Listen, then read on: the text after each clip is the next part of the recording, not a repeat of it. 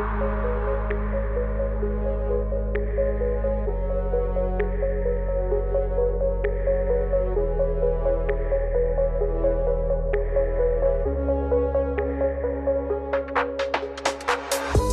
this episode, we're joined by Will Parkinson of Smart Fishing, a passionate competition angler and a Suzuki fishing team leader.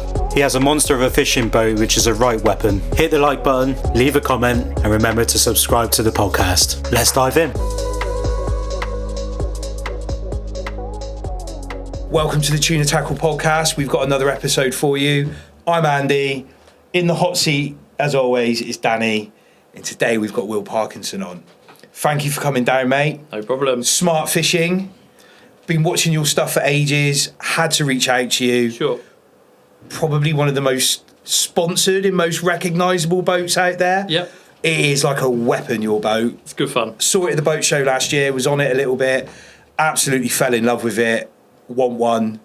Everyone seems to want one. Yeah, it's just the way it sits in the water. Yeah. It's got like that almost down pitch on it with the way the cab rolls down. Yeah.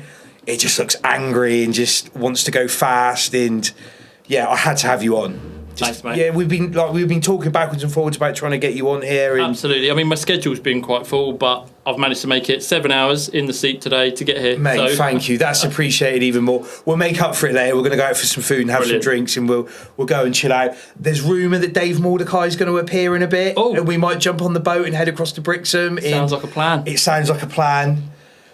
But yeah, we're going to deep dive into everything about you. Yeah. So let's start off by, should we shout out everybody that you're involved with? Yeah, we can do that along the way. Should we do that along the way? We'll roll it however you want to roll it. Yeah. So what is your main form of fishing then? Why do we see you popping up on social medias with that boat, rods out all over the place? What is your main forte with that? Competition fishing. It's mainly tournament fishing. Now, don't get me wrong, I do a lot of pleasure fishing, get out there with a few friends and stuff, but mainly I am hungry for the competitions. The tournaments really Is that what scratches the itch, is it? Definitely. I mean, that goes back a long way as well, back years and years and years, because I do a lot of competition fishing in Kenya as well, so it's gone back to then as well. So, yeah, tournament fishing is my... that's your bag. Absolutely.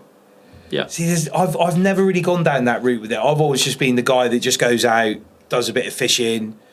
You see the competitions come up because you've just done the bass.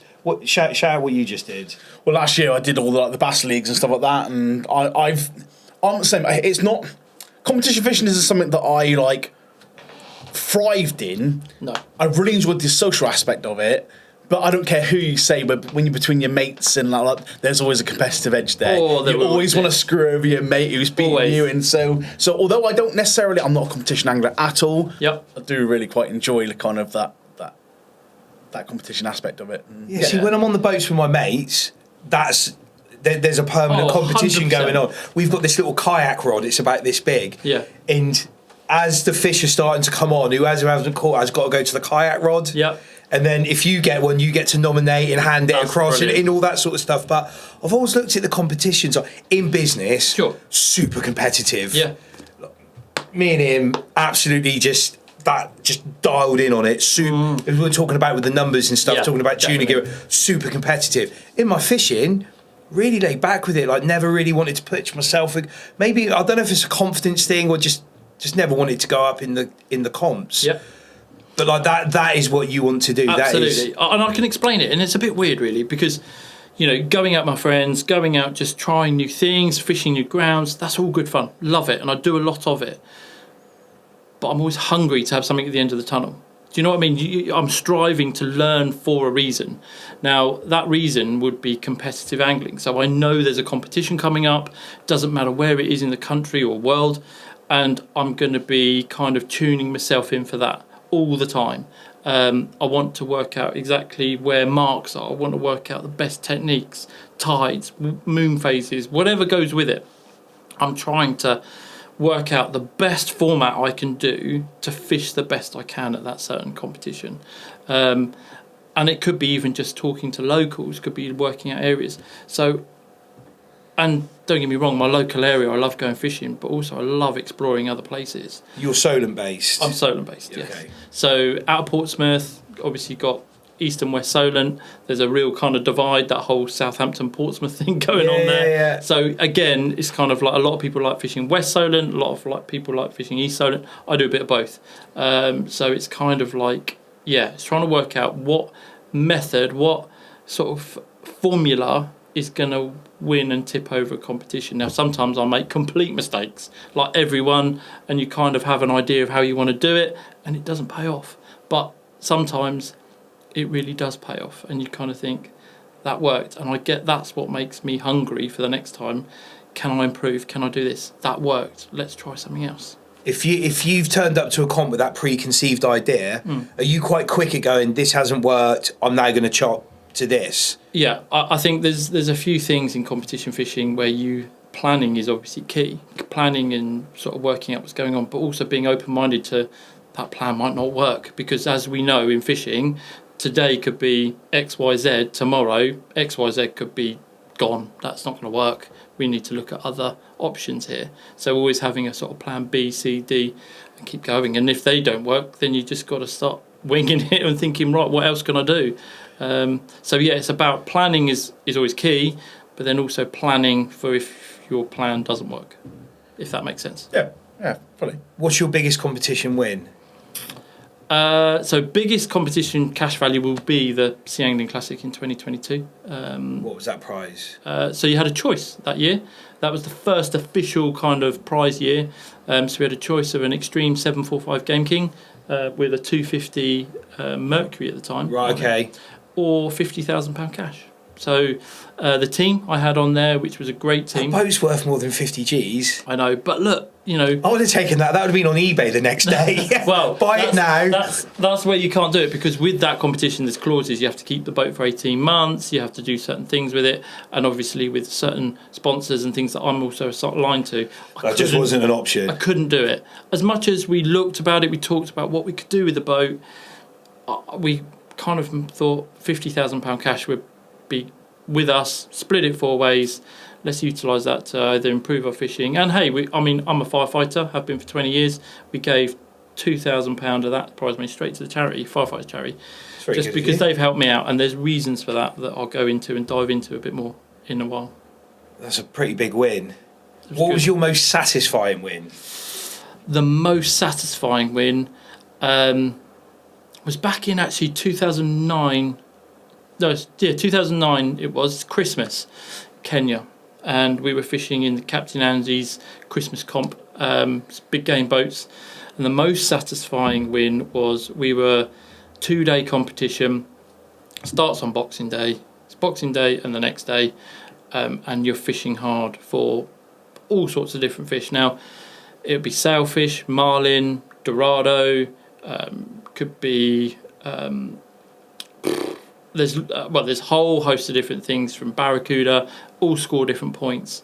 Now, sailfish are up there on the points, and that sort of decision, what do you do? Do you go out to the rips? Do you turn left up to sort of like more Malindi and smash out loads of sailfish, fill up your flags on your outriggers as you're coming in with sailfish? It's going to score you a lot of points. Or do you go out to the rips and spend all day doing nothing other than dragging lures and teasers, waiting for that one marlin to come up? And we spent all of the first day with one sailfish, few sort of dorado, or as we call them out there, falusis. And then I think we had a barracuda as well, really low on the points.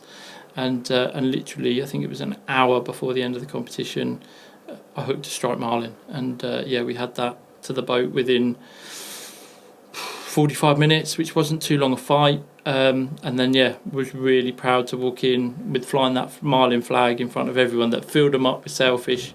And we had that marlin, which then gave us the win. That just capped everything up. Yeah, done. So that's like a big game, multi-species competition, basically. Yeah, but to find the marlin that time of year, it's really, really hard. The blacks, the blues, really, really hard, and stripes as well. So we put a striped marlin into the boat. So we went in there with our heads held high and stood on that beach at Ocean Sports. That was so satisfying to see the guys that have been out, worked hard for sailfish all day, and we had been out there with nothing, just boredom for 2 days, and then that hour before the end, or 2 hours, I think. Just strip it back a bit then. So how on earth did you go from being like just a lad fishing doing this to what pushed you in that direction to like you're now talking fishing Kenya? I think that's obviously that's a bit different from bobbing around the Solent, you know? Yeah, so, absolutely. So let's go back a bit. Let's go right back to the start. Yeah. So back to the start. Let's go. So young lad, been brought up, and I was a complete mistake from my biological parents. I wasn't. So let's go with this. Hi, mum and dad. Yeah. Jesus Christ. Mum, dad. well, there's the intro to the podcast.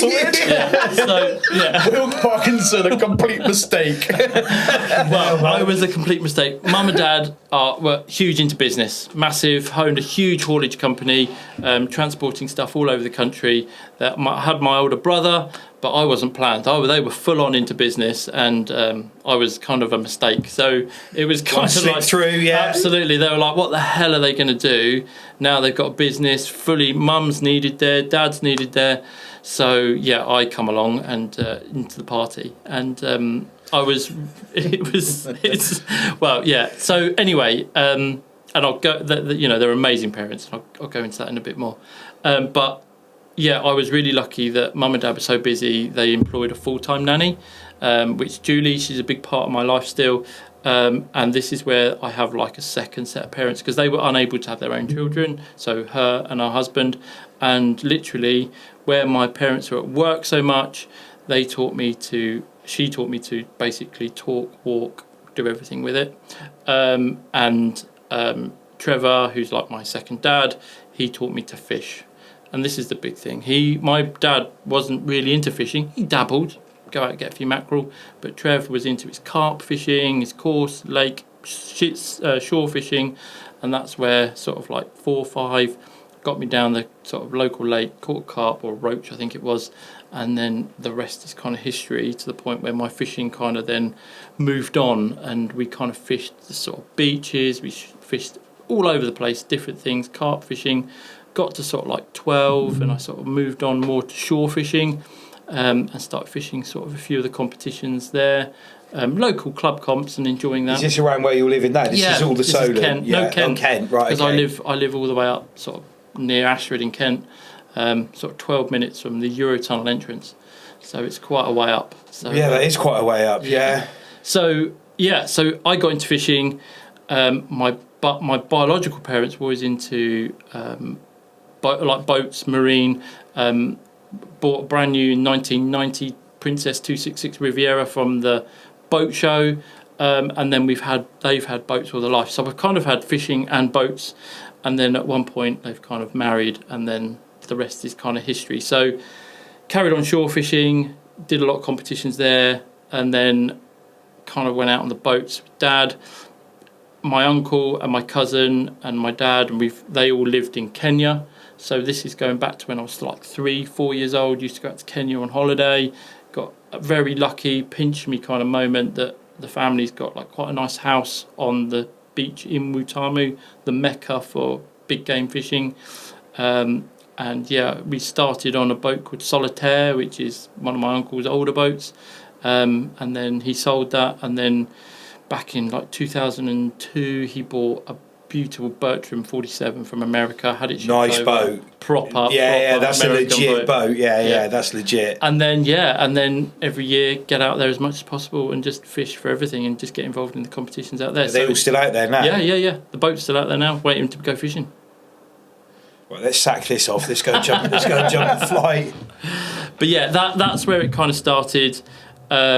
So fishing as a young lad kind of went on from there. Then obviously the boat scene and the fishing scene kind of come together, and then I went from there, and then started getting my own boats, and went from there. But my dad was really strict. This is my biological dad. This is. He was really strict with marine. He wouldn't let me go to sea without having all my tickets. So made sure I did all my sort of powerboat, and then in 2009 all your RYA stuff. Yeah, and then did my yacht masters, and then when very sensible man, really. Absolutely, he wouldn't let me go. Because you see some absolute wallies out there, complete and utter dangerous. But there you go. That's another story altogether. Yeah. You see some absolutely terrible. So at what point then? Obviously that kind of got you in a direction where you could kind of skip quite a bit. Yeah. You how soon on were you involved with like branding within fishing? Okay, so did that come on early, or was that no? That come on quite late. I'm brutally honest. That come on probably 2017, 18, where a lot of the sort of branding come involved. It's not that, yeah. It's not that long ago, really. No, is not it, when you really. think So about I it? did a lot of pleasure fishing. I did a lot of competitions. I actually had a dabble with a bit of sponsorship from Angling Direct in their early days when they very first took over the Ashford shop. They helped me out with a few shore fishing kind of based things. That was probably back in 2011. And then, I'm going to cut a real big, long story short, but basically, to sum it up, I couldn't afford some of the products on the boat. And a lot of people, when it comes to branding, think sponsorship's like this amazing thing, but actually, it's not free. So if someone turns around and says, oh, you're sponsored, actually those products cost me more than if I was just go down the shop and buy them. Why is that? Well, someone gives you a product for free. Yeah. And says, right, you're now our ambassador. I want you to go and market that product. I get you. Now I'm spending time, fuel, time away from the family to make sure I get those shots, those sort of Gucci bits and bobs to show that product off. That engine flying through the water, that rod hooped over, that reel peeling off. Yeah. Trophy shot at the end of it. Absolutely. All the work to strip all that down and Yep. put it into a short. Absolutely. And then time at home on the computer editing up videos and bits and bobs. Actually, those products that could be a £400 reel is beautiful, but actually it's probably cost me a lot of time, money, and what would be money in time away from doing certain things. So actually sponsorship comes with a lot of That's pressure. actually, you've touched on something there, and obviously I've worked within brands for a good long time now, and you've touched on something there that you don't actually hear too much, and you've nailed it on the head. Yeah. There's way more to being an ambassador within reason, and we're not just talking a free packet of lures from from some online seller. An actual working with a brand. Yeah. People have always said to me, like with guiding or like ambassador roles, consultants, oh, you must love going fishing all the time. And actually, there's way more to it than that. Yeah. And it's actually nice. We haven't heard that yet. No. But what you've just said is actually massively relevant because there is, like I said, I mean, I was Shimano for a long time. And you're right. You get a combo. It's great. But there's time away from family, business, work, life, dad life. You know what I mean? So no, you've nailed it there, and that's actually that's really cool to hear because that is a side of the sport that I think would benefit the sport way more if it was heard. Yeah, 100%. Because there's lots of people that look in on ambassadors and consultants and think, oh, fucking, it's all rosy. Yeah. Actually, there's more. There's a lot more to it. There's a lot of hate as well. There's a lot of jealousy out there. People think that being sponsored is the golden ticket. Well, yeah, I'm not going to deny that it's a nice feeling being sort of able to use some of the newer kit, stuff that's maybe not even been launched yet, and then receiving sort of products. But there's a lot goes on behind the scenes that people don't understand. They think that you just get something free and go and use it. It's not that at all. It's, Southampton Boat Show coming up. I've got to spend 10 days away from home, and I'm a big sort of family man, love spending time with the kids, and I'll be down on the Suzuki stand promoting, smiling, everything. And sometimes, it's great for a few days, but then I just really want to go home and spend a bit of time with the kids. And after repeating yourself for the 500th time. Yeah. But don't get me wrong, it's still good fun. I still love getting out in the water. I always said that. I remember way back, like the trade show season, back when we pre-pandemic and all that bollocks, where you had a number of really good trade shows and consumer shows around the country, whether it be Glasgow Angling Centre, Reading, there'd be loads going on. So big period of your summer into autumn, almost every weekend, if not every other, we'd have a Thursday night till you wouldn't get them till maybe Sunday late or Monday packing up. And you're exactly right that yeah, I mean, especially if you're on your feet all the time, you're yapping and you're meeting all these different people. You may have a few beers because some of us were known for going out and making a bit of a nuisance of ourselves. And you know what I mean, 2-3 months in, you end of the summer and you've done like 8 dates. It takes out of you. And you're right. I mean, these guys, going out pleasure fishing and just grabbing the time and going out. I would love to do a lot more of that. but I can't because I'm sort of either showing stuff off, I'm doing an event, Ray Marine might have me doing a sort of a demo day or something like that. It's perfect weather, and I'm thinking I just want to go fishing, but actually, do they pre-book you for that stuff? So they'll say we want the boat here. Is that why you keep it on the Solent, so you're a little bit closer to everything? Definitely, that's what. And also, it's slightly better fishing that way, but also it's a lot going on there, a lot of brands down there, a lot of sponsors.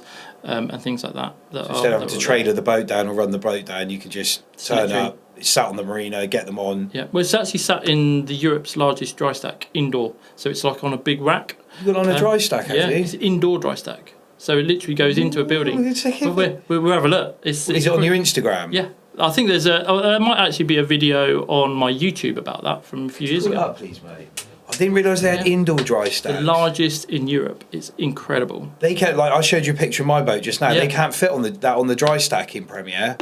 Really? Yeah, can't get it on the dry stack. This is if you jump onto YouTube, if you've got it. It's an old video, but it kind of goes into detail of some of the sort of how it works. And we have a bit of a walk around, and you can see where the boat goes. They lift it off a rack and then put it in the water. Do you just have to give them like 24 hours notice? Or an hour. An hour? On an app. It's brilliant.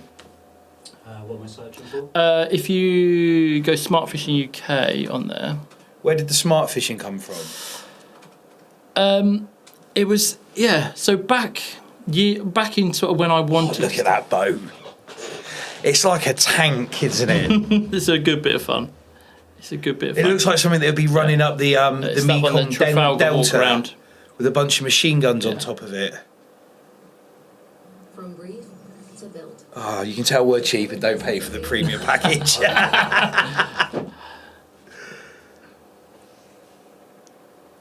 Love a spinning disc. Yeah, always fun.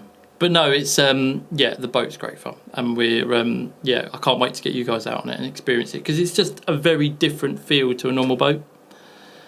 What got you into oh, here we go. It was almost there. Well, for the listeners, obviously audio, we've just pulled up YouTube, so... And our internet's terrible by the look of it, although we pay for the fastest stuff going. Don't know, technical glitch. What made you go to the aluminium boat? Aluminium is just, for me, I've experienced a lot of different boats, from sort of Hellraiser, Wellcraft, what else have we had? Delky Dory, and we need to look at that boat because that's incredible. Have you seen the Dory? I haven't. I had a Delky Dory. Okay, I've got a Delky Dory 17 Fisherman, and there's a good few pictures and videos. We'll go over that. I had a Wilson Flyer 23 before my boat. Same sort of hull. Yeah. Bit slammy, but completely rubbish in all seas, but it's great fun. Stable. Yeah, very stable and really wide. The Delky Dory. Yeah, proper size. I think we had the 14. Yeah.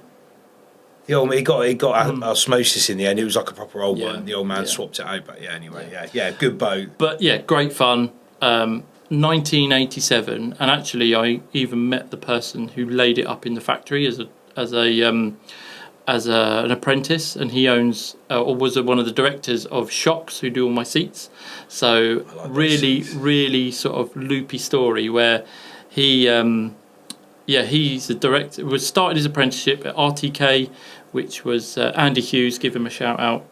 He started boat building, and he worked on the Delky Dory 17s, and would have definitely laid up my boat because he did all the 17 fishermen or the cuddies, and subsequently years later I met him from Shocks, who'd obviously do the seats. And he was one of the directors of that company. And then we got talking, and he saw my boat, and he was like, I built that boat. I've just remembered the first time I saw your stuff.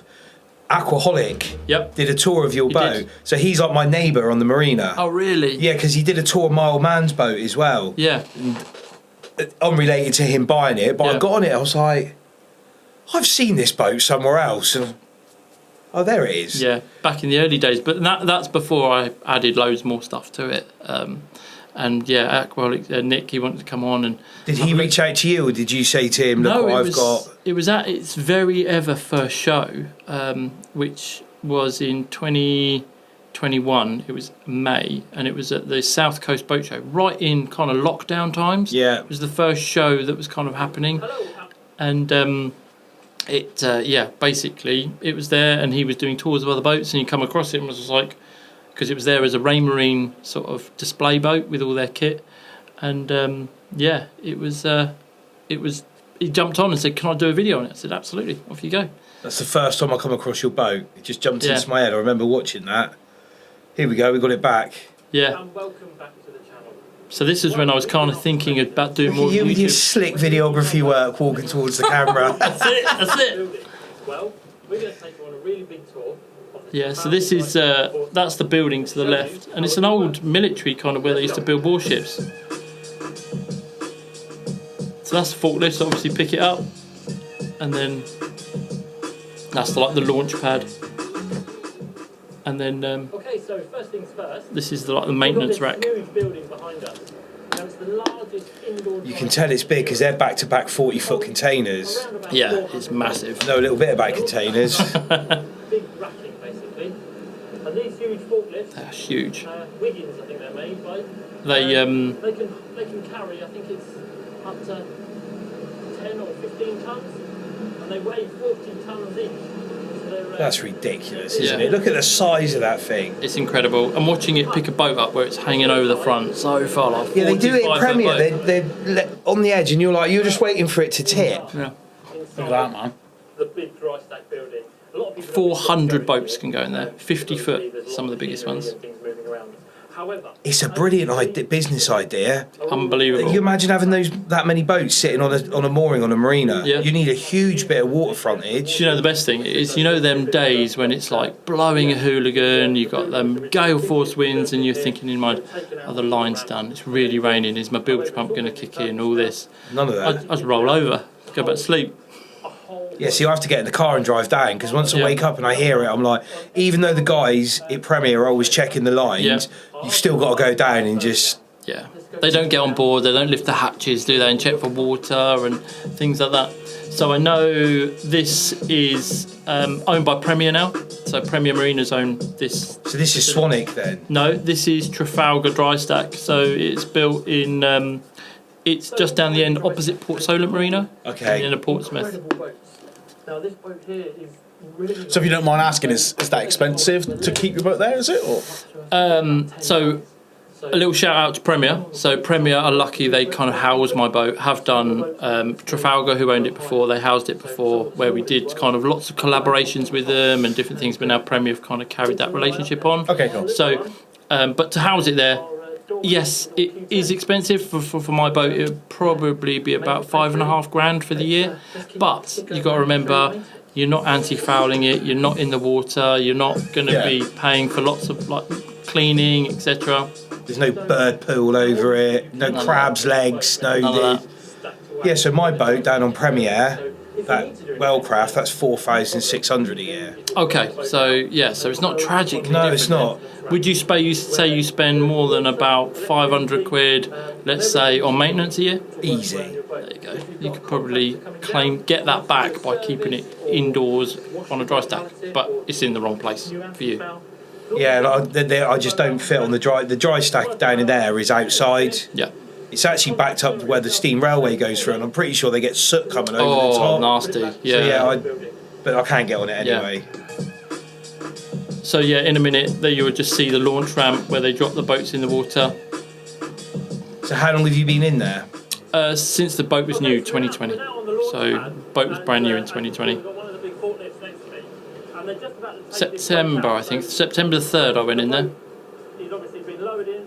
They lower the forks down into the water, and then they basically the boat. Unreal, isn't It's it? cool, isn't Now it? they're doing the reverse now. You've got the team here from Trafalgar. Two at a time can they do? Yep. Of the, Yep. And you need an hour notice on the app. So literally grab the app, put on there I want Smartfish, book it to water, and then literally you turn up and it'll be sitting It'll be sat there on the side just on one those of pontoons. Yep. Waiting for you to just get on and off you go. Come back and literally you can see this person's obviously got off their boat, put the cover back on, and then Tied it up, gone. that's it, they go home.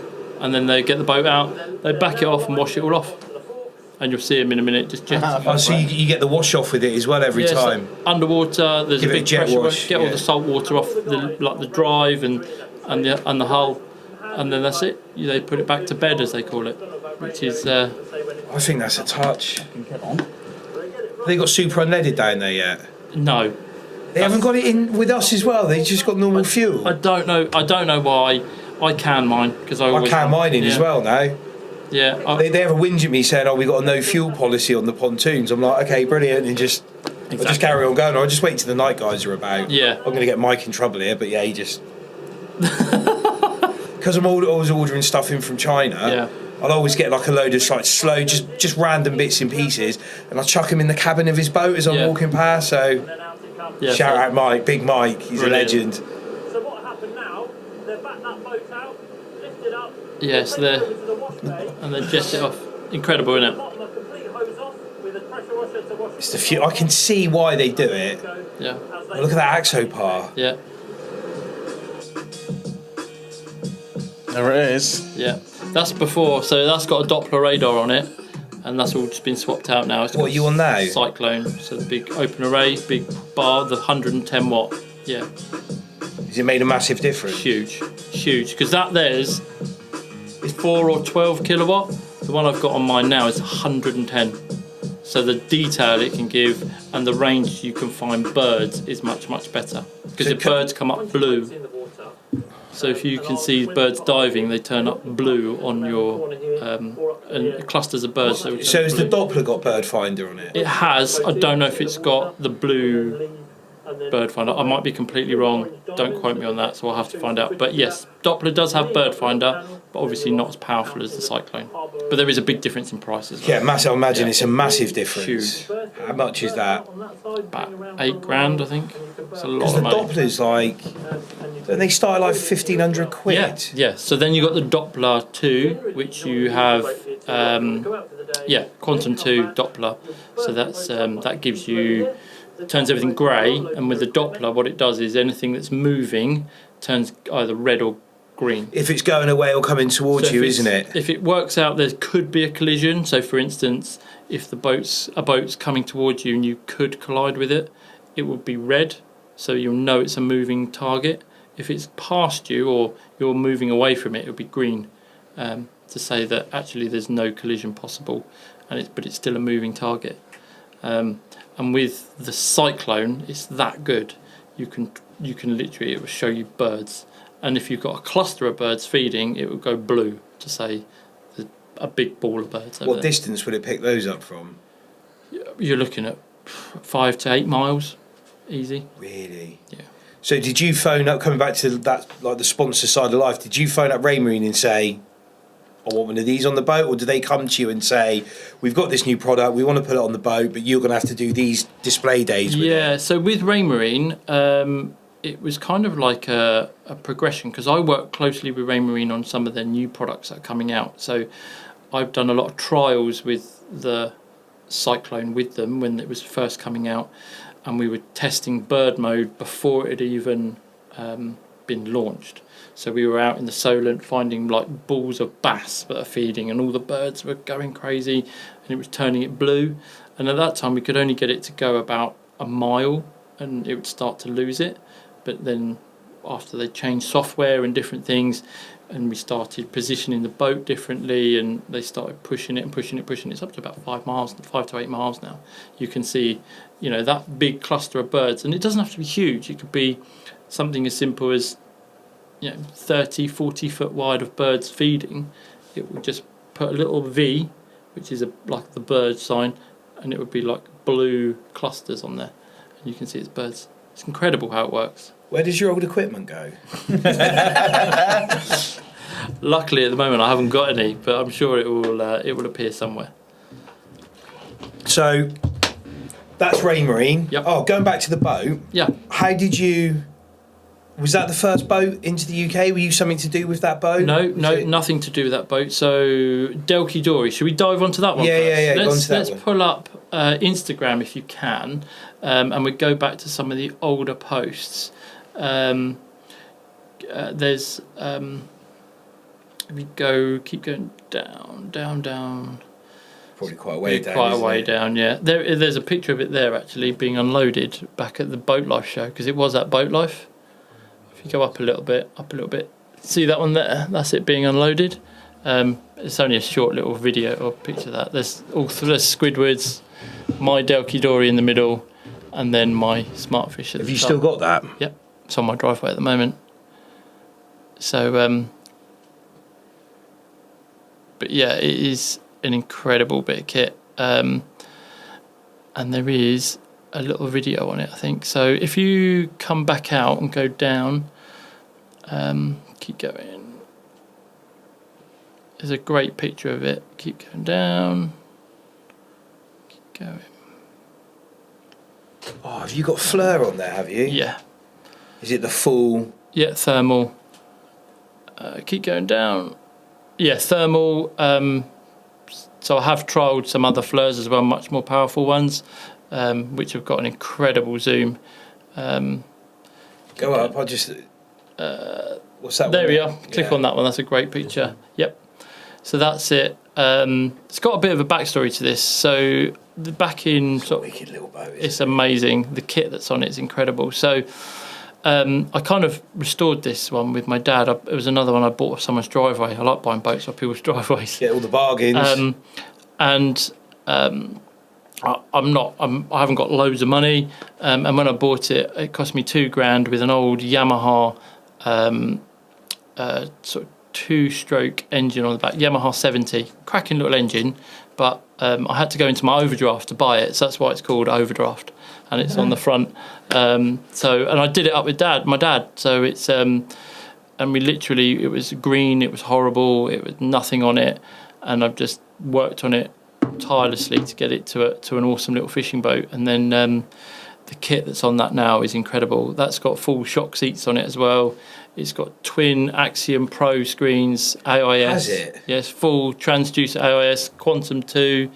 Do you still fish it? Yep. I haven't used it in a long time, but it will be used this year. So yeah, I will get back out on it. Where is it there? Is that like in Suzuki? That's in Suzuki headquarters up in Milton Keynes on display. It was on display up there for a good few months in their foyer. So next to just here, there might be another photo. Can you change picture? We'll just skip through them. Oh, well, there's a. I don't know whether you can. You just click Oh on yeah, that one. Oh, there we go. Click again. I don't know whether it might show you. Yeah, I can't quite see it, but just round here, there was Barry Sheen's, one of Barry Sheen's motorbikes. So it's a great company, isn't it? Oh yeah, there it's that's at the Suzuki headquarters. So a real pinch me moment. And yeah, the reason I kind of got that, and the reason it got lots of kit, was because I wanted to take it to the next step, but I couldn't afford some of the stuff. So the only other option was to go down the sponsorship route and say what I'm going to do, and hope. Did you reach out to them and say? Originally, it was Lowrance, and they were my first ever sponsor before Ray Marine. Yeah, I do remember you were. Yeah, with Lowrance, and then yeah, I was with them, and they said, yeah, okay, we'll give you some kit, and I couldn't afford it. I've been a firefighter 20 years and haven't got loads of money, and it's the only way I could get kit I wanted. And then I did loads of videos for them and different bits and bobs, and then it wasn't until a good few years later or a couple of years later that I wanted to do some different things with the new boat that was coming. And Lowrance, I think at the time, were just doing different things, and Ray Marine said, right, we're going to jump on this, we want to work with you. And they wanted to kit out the small boat, they wanted to rig the new boat with loads of stuff. But the new boat, the reason I got that was because there was no boat that ticked all the boxes for what I wanted to do. I wanted an aluminium boat that was rigid, strong, was going to go through rough weather. I wanted a boat with certain things in certain places that I could dictate where they go. So like where the live tank is. So it's all to hand exactly where you want it, not where the manufacturer puts it. It's all about ease. So we might. Your live well's quite high up on the back, isn't it? Yeah, because it couples up as the sort of bait table as well. So I can cut up on top of that, literally lift the lid, get a fish out, either put it on top or thread it for live bait or whatever I want to do. And then below that is like all like battery boxes and pumps and stuff for all like deck washes and live tanks and stuff. So I want it quite high. I want it like a workstation to do everything. So that's the reason I set that up like that, to have everything there. What make boat is it? So it's it was my own kind of few bits. It's very similar to a Stabicraft in like New Zealand. But built in China, funny enough, and I took a risk and I was like, right, I couldn't afford a Stabicraft because that was about 30 grand to buy the hull.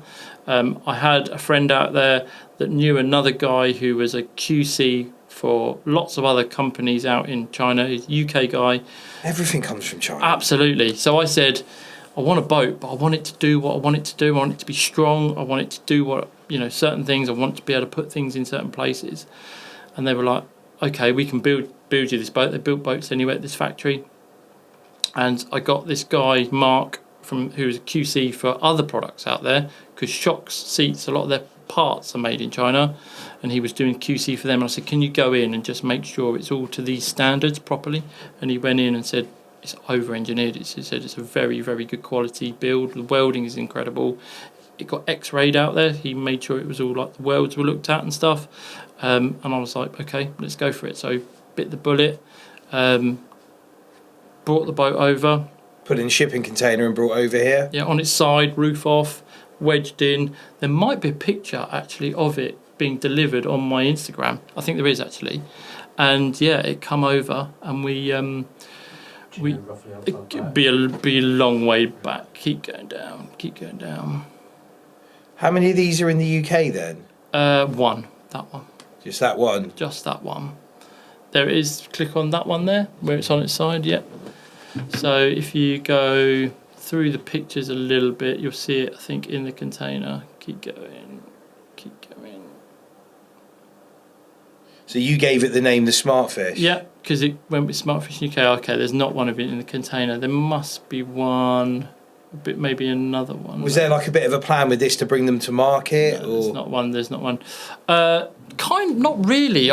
Just wanted a boat, but then loads of people wanted to market them and sell them. Who's the guy? He's called Andrew, isn't he? Andrew Adams. I met him at the boat show after being on your boat. I went in there and started speccing one up. That's it. But I hadn't sold my big boat, and I was like, I can't have 3 boats. Like, I'm not an admiral. Yeah. So Andrew Adams wanted to sell them, and I said, yeah, that's not a problem. And yeah, he can market them. But I kind of pulled the plug on that because I've got a new boat coming next year. And I've kind of designed everything. Ali again. Same factory? Or? No, being built in the UK. Well done. I like that. Yeah, being built in the UK because I can watch it. And I can change things, and yeah, I've gone for everything. So full architectural work on it. I haven't done it. I've got commissioned an architect to do it, and I will show you the pictures in a little while of all the drawings of it. I'll do that over beer. Definitely. Is it bigger? Very slightly. 28 foot. That's 25 foot. So very slightly. Still trailerable, so I can move. What are you doing with that one? She'll find a new home somewhere, I'm sure. I'm sure she will. I'm sure she will. Maybe in Dartmouth. Yeah. No. That's Tuna Gear right on the side. Yeah. Well, that's what I need. I need to do something like that. I really need to wrap my boat. Yep. Now that I've got this recreational licence, absolutely. Like some of the content that we've been putting up, yeah, it's like the golden opportunity to do all this stuff, because I've been watching some of the other suppliers of tuna tackle, and like, they got to jump on a charter boat to go and get their stuff. I think I'm the only one. I know British Big Game though, they've got their own charter boats. Yeah. But to have this ticket, as me and Dave call it, the golden ticket. It is the golden ticket. To coin it from some of the old chart skippers, it's the perfect opportunity to be doing some of that stuff, because there's no one doing it. No. There is, I mean... Well, there was lads doing it previously. Yeah. I won't mention some people that have done it in lower parts of the country, but there's lads been putting it up, but it's all been illegal fishing. Yeah, and that's the key. I think I'm gonna kind of jump on this as well, because let's be honest, it is illegal fishing, and there's a lot of people that say let's just go out and shark fish and bits and bobs. That's great, but you know, at the end of the day, there is a legislation behind it. And the thing is, the MMO are watching this, and the MMO don't really want this recreational fishery. I don't think a lot of people, like, I'm privy to probably some of the conversations that you're having with some people. Yeah. And obviously, I fished the commercials last year, so I sat in on a lot of the debriefs at the end of the year and this sort of stuff. In the MMO are overstretched as they are, and the last thing they want is a load of us running around with recreational licenses. Yeah. Like, they push for more licenses. You'll know about it. They push for more. They wanted at least 40. Yep. And the MMO are just like, no. Yep. Like, we're going to see how it goes this year. We're going to see how many licenses come up. And all those lads that put videos up of them tuna fishing, funnily enough, everyone's calling it a lottery, but it's funny how all those guys that put videos up didn't get a license. No. There's no smoke without fire. Exactly. I mean, I didn't get a licence. I applied for it. I didn't get one. I'm not bitter about it. All I'm going to do is go fishing on all my mates' boats. Burn their You just come down here. Like, me and Dave have both got one. Like, there's tons. Absolutely. You know, we can get you on 2 boats. But like, I've got when I set up Tuna Gear, I had tons of footage. Yeah. Oh man, I was out fishing for them. Yeah. My take on it was, when charts came along, I was already out there fishing, and I approached the different organisations and said, "Here's my boat. Yep. I've been fishing for them. I know where they are. I could be as much help as you want. I'm not after any money or a charter license. You can put the scientists on and come out with me. I'll tag for you. Yep. I'll give it, like you were saying about the sponsorship. I'll give up all my time, all the intel that I've got. Just give me a license so I haven't got to look over my shoulder all the time." Yep. And they turned me down 2 years on the bounce, and I just thought, I've had enough of this. They're in my waters. They're here before anybody said anything. I'm just going fishing. I'm a catch and release angler. Yeah. There was nothing coming on the deck or anything like that. But I had tons of footage which I could have flooded social media through. Me and Aaron, we had all these conversations, didn't we? Yeah. I was like, I've got even the commercial stuff I haven't put up because I think it's not so tasteful to see tuna hanging by their tail. I'm not a big fan of it. No. It was an access for me to go fishing.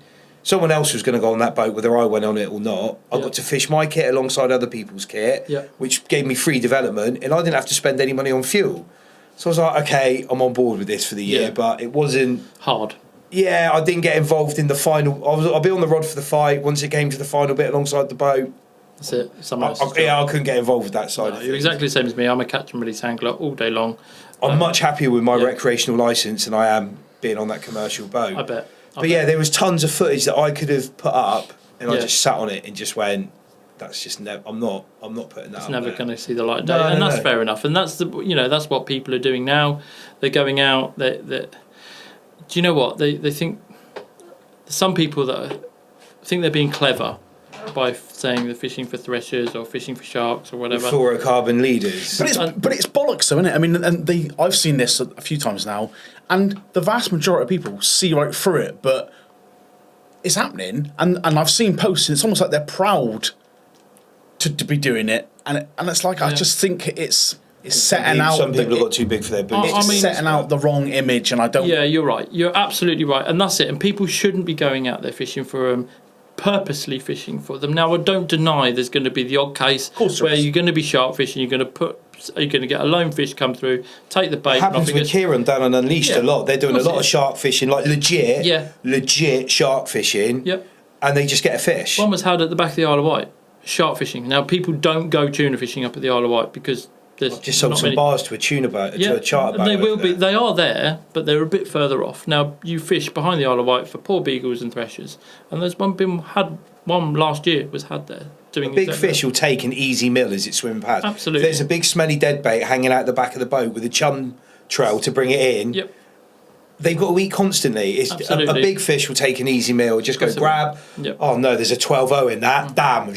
Yeah. And off it goes. But if whoever the say IFCA out there, they suspect that you are tuna fishing and it goes to court for whatever reason and is investigated, it's a criminal law. So let's be honest, if it goes to the court and the jury are there and they decide that they think you were tuna fishing, that's it. Because they'll just go and look at your backstory. Oh, look, you've got videos of you doing it on YouTube. Or it could be you hung yourself already. Yeah, or it could be someone that's, could have posted 3 weeks before, can't wait to go tuna fishing or something, or out hunting the tuna. And that's it. The IFCA ribs just turned up in Falmouth. Yeah, and they will be policing it. Yeah, 100%. And they will want to make a statement. They will want to.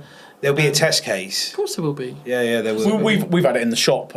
They've come in and you get the guys that are completely clueless to the ins and outs. We said it before, haven't we? They're coming in, they got their 30 wide reels, and they think they're going to go out and they've seen our Tuna Gear hanging on the wall there, and they're like, "Oh yeah, I can't wait for it. I'll work straight out there, regardless of tickets." None of them got tickets, but I would be really interested to see moving forward as this progresses. Maybe not necessarily this year, but next year, how the policing and that side is going to happen, because there's a lot of guys, because of various people's attitude online and the videos that have already been posted, that are going to be like, "I'm just going to do it." I'm going to do it. And there's do you know what I find really funny as well? Is the people that are saying, "Oh, I'm going to go popping for them." They have no idea. They've never even. Some of these people haven't even fought a 15, 20 kilo yellowfin on it. Or Jesus. moan bringing up a £20, £17, pollock, their arms are aching, and they ain't got a clue the boats are a shithole, and so I get it. We get them coming into the shop, and I've had guys, and I'm not taking the piss. I've been like, oh yeah, I got a slosh 50, and it's like, yeah.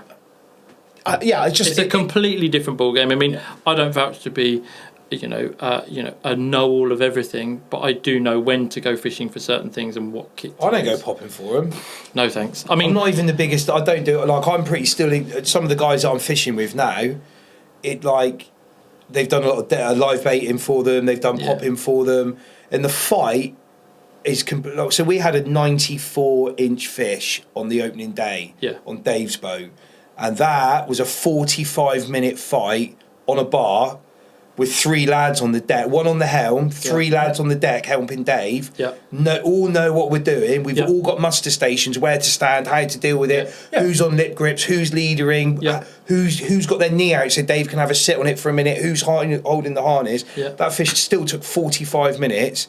He's got those... With a bar on it, you know? Yeah, with a bar. And 15-inch squid bar as well. So the most drag you can really get. And he's got a Talica... 50 wides, isn't it? 50 wides. Powerful reel. A proper reel, yeah. So that reel peeled off. Again, we know what we're doing. In the time it took us to put the as we're bringing the other rods in, 2 are on the rods. We've got autopilot on. I'm putting the harness onto Dave while he's controlling that. He stands back. I then bring the rod to him.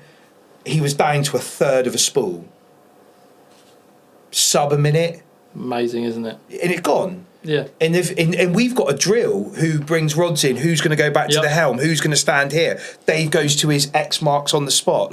Shout out Kev down on Crusader. We did a training day with him, and he gave us some real little I thought I was okay, and then he showed me some stuff. I was like, oh, that's a brilliant idea. And we just went into drill mode. And that's exactly the same. But there's a lot of lads that won't go into drill mode, and it's just going to go zzz, you have to have that, that going back to competition fishing. When we're competition fishing, everyone has a place on the boat where they fish. Everyone knows who's netting who's fish. Everyone knows, where the T-bar is, that side, this side.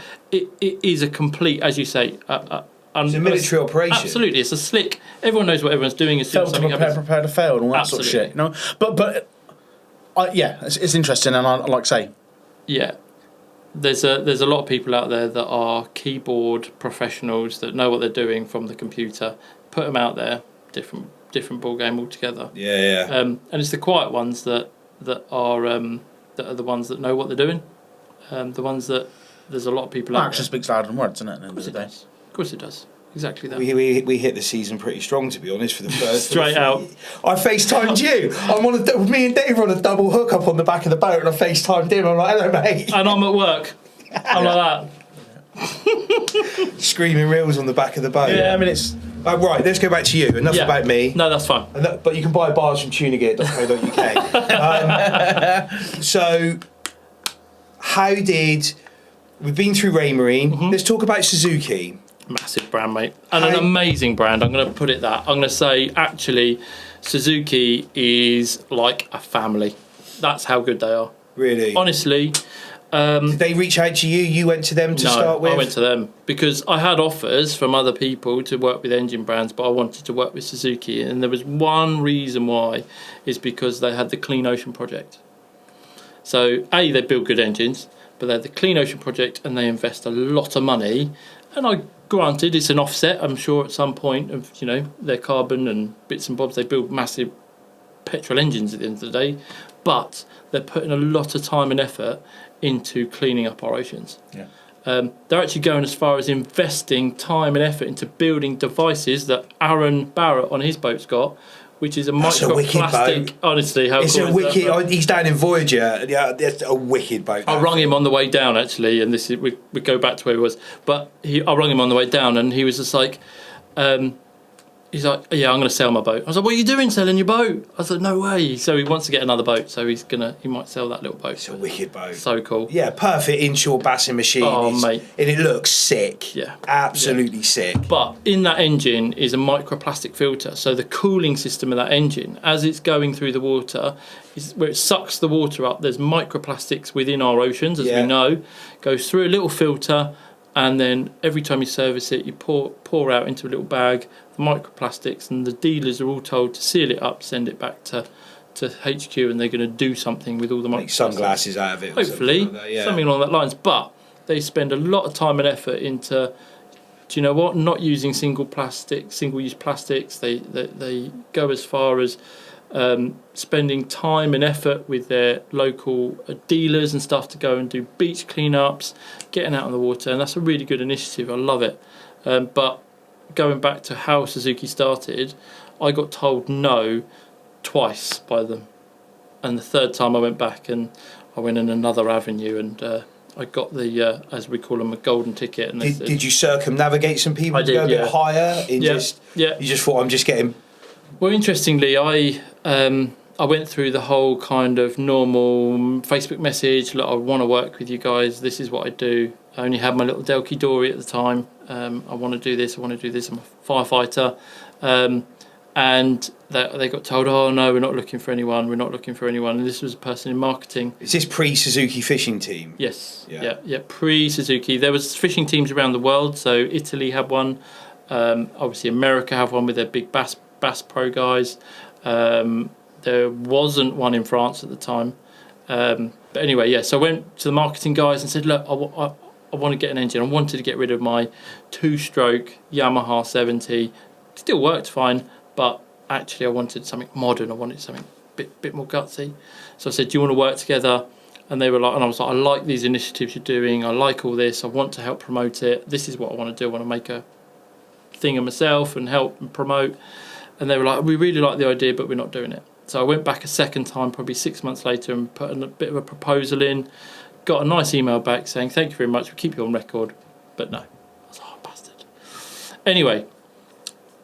I then thought, I've got to go higher, because he kept saying they put the proposal into Suzuki and it didn't get processed. And I was like, I've got to get into Suzuki. How can I do it? Is this like Suzuki, not like... No, UK. So right, Suzuki GB is Suzuki. So you've got SMC, which is Suzuki Motor Corporation. So that's like Japan. And they have like places in Europe as well. And basically, Suzuki GB is Suzuki Motor Corporation, but the UK branch. And... so I literally one day picked up the phone after work, and it wasn't after work, it was in the afternoon actually, and I rung the headquarters, just the number off the website, and just a guy on the receptionist sort of answered, young lad, and I explained the whole what I want to do to him, and he must have heard me and gone, I'm nobody, I'm a person sitting on reception. I answer the phone. But you know what, if you send me your email, I'll forward it to the right person. And I forwarded him the email, and he forwarded it on, and a week later I rung back up and asked to speak to him, this little lad, and he said, I've sent it, you might hear, you might not, I'm just a person on the reception. And I remember I was sitting in my back garden, and all of a sudden my phone rang, and I was like, who's that? I answered it. Hi, my name's Mark Bealey, and I'm the director of Suzuki Marine in the UK. Let's have a chat. Giving it one of them. I was like... So I was like, hang on 1 second. Yeah, and then I then went through the whole thing with him, and we discussed what I wanted to do and everything. And he was like, well, actually, it's really good timing, because we've had sort of go ahead from our headquarters. They want us to get more into fishing, and we're to set up a fishing team. And then I was like, right, okay. So we put an engine on my Delki Dory. We started off doing a few bits, and then, he said, right, let's start a fishing team up. And I said, okay. So I recruited, first of all, there was another guy, Ollie. He jumped on with me, and he hasn't got a boat, but he did a lot of stuff with me. So we kind of did lots of stuff, shows, getting out on the water. And then I ordered my big boat. And I said, I've got a new boat coming, Mark, can I have another engine? And he was like, yeah, you can. What do you want? I said, a 300. And he was like, okay. So literally. And a Suzuki specialist comes out to you, because it's not just an engine, it's all the dials, the throttle, the this, the that. It is basically, when someone says just bolt an engine on the back, this is integration, it's putting a new heart on the boat. And like all the brains of everything in them big geeky engines, which they call geeky, which is that symbol, that Japanese symbol on the side of the boat, which is Japanese for parting of the seas. So it's quite a nice little... Is that what it is? Yeah. So that, parting of the seas, which is the Geki logo. And we got another engine, and then I got told, right, we need to recruit some more people. So I was like, how the hell do I go and recruit more people into the Suzuki fishing team? So YouTube, watch the boys putting stuff up. Instantly, it was trying to find the right people that had kind of the right disciplines. So Simon Gibson do you know Simon from Northern Ireland? Big lure angler, pike, perch, not so much perch, but mainly pike angler. But he is really genuinely nice guy, fun to be around, because it's not all about necessarily being the best angler in the world. It's about being able to have fun while fishing and just enjoying yourselves and carry yourself across on camera as well. And I'm going to use the word not a dick, if that makes sense. Arrogant, it's going to be like talking to people about this is what you should be doing, just an informative. And also when you find in someone an opinion, you get a lot of these people have opinion. I just sit on the fence with a lot of it. I just like, do you know what? That's great. You have your idea, I have my idea. I'm not going to talk about it. I'm not going to cause any riffs about it. It's great. You've nailed it. You've nailed it in one, and there's a massive. Again, that's something that people can take away on the sponsored angler side of it. Is you nailed it in one. You could be the best angler in the world. Doesn't make you the best ambassador or consultant in the best world. Because there's 100%. So much more to just catching shitloads of fish. And people don't get that at all. That means I've got a chance, because I catch hardly anything. So it's perfect. An ambassador is not there to. So an ambassador is there to promote product and help with that. But that's not their sole job. Their sole job, or their let's call it the bubble of an ambassador, is to promote angling, is to promote having fun and enjoying themselves on the water. That's why they call it an ambassador. You send an ambassador from country to country to promote that country. You know, exactly. But the end goal is to hopefully sell product or promote their brand, and that's it. Enjoy themselves. So from that perspective, Simon Gibson come on board, but he, funnily enough, is a really good angler anyway, and he's an Irish international as well, and fished around the world at pike fishing and doing what he does. Then I was like, right, okay, we got to expand this a bit more. Aaron Barrett come on board. How do you know Aaron? Aaron from basically the boat shows. He worked with a magazine. The shout out Aaron was because he's got 2 Instagrams. He's got AB Water Shots. Phenomenal, unbelievable. He's coming on the podcast, and I want him to do some stuff. I'm going to get my videographer on the boat. We're going to go across Slapton, and I'm going to get him to fly the drone from the top, so we get the bars, and Aaron underneath the water, so we can do like split screens of how it all. Yeah, that's amazing. But I came across him on Crusader. Yeah. We're out with Dave Mordecai. Taking underwater shots with that big blonde ray coming up. I've got my finger half up my nose on the back of this. But he, all of a sudden, he's like, I'm going in the water. Kev's face, he comes out with a dry suit and a camera and sploosh over the back. I was like, who's this lad? But then I looked into his stuff, and it's phenomenal. Incredible guy. Do you know what? He's the nicest person in the world. And he always vouched that. He said, I'm learning at angling. He said, I'm not the best. He said he loves it. And I could see his enthusiasm into it. And he worked with a magazine. We won't go into details of who it is, but he got promised with his boat. He had an old boat that it'd be done up, and we'd put this on it and put that up on it, and it never happened. And he worked for them, taking pictures and different bits and bobs, and actually it never come through. So he's doing all this work, and his boat never got done up to what he wanted it, because he couldn't afford to do it up. And I met him at shows. Doing up boats. Yeah, it's so expensive. And I met Aaron at a few shows and stuff, and I was like, do you know what? He is a perfect ambassador for any brand. Any brand that wanted to work with him. He's polite, he's fun, he knows what he's doing. Obviously, his photography is incredible. Yeah. He's just because he's got another Instagram page. Is it Lure Perfection? Lure Perfection, yeah. That's it. So and he learned to fish with that. And basically, he's an out-and-out bass angler, loves bass fishing, much like yourself. Well, when I lived in Plymouth, before any of this kicked off, me and Aaron would fish occasionally. He'd come in his window cleaning van, and we'd shoot off somewhere and go fishing. That's it. So that's very early days. I mean, such a nice guy. Yeah. So anyway, Aaron, I said, look, I want you to join our team. I want you to be part of the Suzuki fishing team. You're going to get an engine. And then I spoke to Rain Marine as well, and they said, no problem. So they kitted his boat out with all the Rain Marine products, and I spoke to Shocks, and they put shock seats on it. And now that boat is a weapon. We were fitting out what would have been our commercial boat for this year down in Voyager. Yeah. And I walk in the shed, and he stood there talking to Mike. I know you. Yeah. He's like, oh yeah, I'm just servicing my boat. Come and have a look at it. It's got all the extra tough stickers on there. And I was like, where have you been hiding this thing? Like, it's nice. It's such a cool little boat. He's after an alley boat, isn't he? Yes, he is. We're working on it at the moment. So we're doing a few things in the background to get him a new boat. So, so watch this space on that one. Yeah. But yeah, he said, I need a new boat. I need a new engine. I want to do this. I said, let's do it. Let me help you do it. So we kind of worked together, got him a new engine. He's on board with Suzuki. And a really, really valued member of that team because he brings so much to the party. And that's it. We're kind of all friends as well. When we get out, Aaron does photography. I like my photography as well. And we just make some nice content with it and just enjoy ourselves. So Aaron come on board. Then after Aaron, we had the McKells. So the McKells... Squidward, yeah. They are the most amazing family, sort of fishing kind of story behind it. They didn't have any sponsors. Then they picked up Lowrance, and they're still sponsored by Lowrance. Then they picked up, I think, another sponsor, but then I said, let's get Suzuki involved. They're Cox and Rule as well, aren't they? Cox and Rule, yeah, Cox and Rule as well. Shimano? Just joined Shimano, so got them involved with Shimano, so they've now got their stuff coming through. So we got them a sponsorship deal with Suzuki. Held off for a little while for their engine, because they already had a 200 on, but we knew that there was a new engine coming.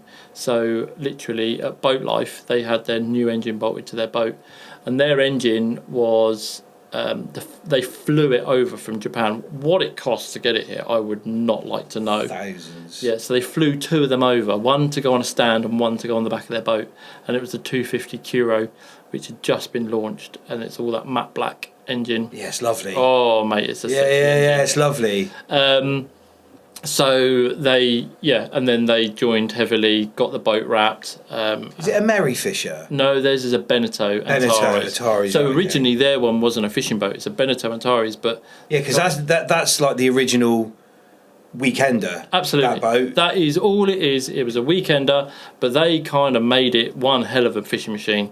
They took out certain parts of the back, and that's at home on their driveway, and then sort of opened up the sort of fishing space. They mounted a screen out the back. They put rod holders in the right places, like I think a storage box on the back. They turned into a live tank.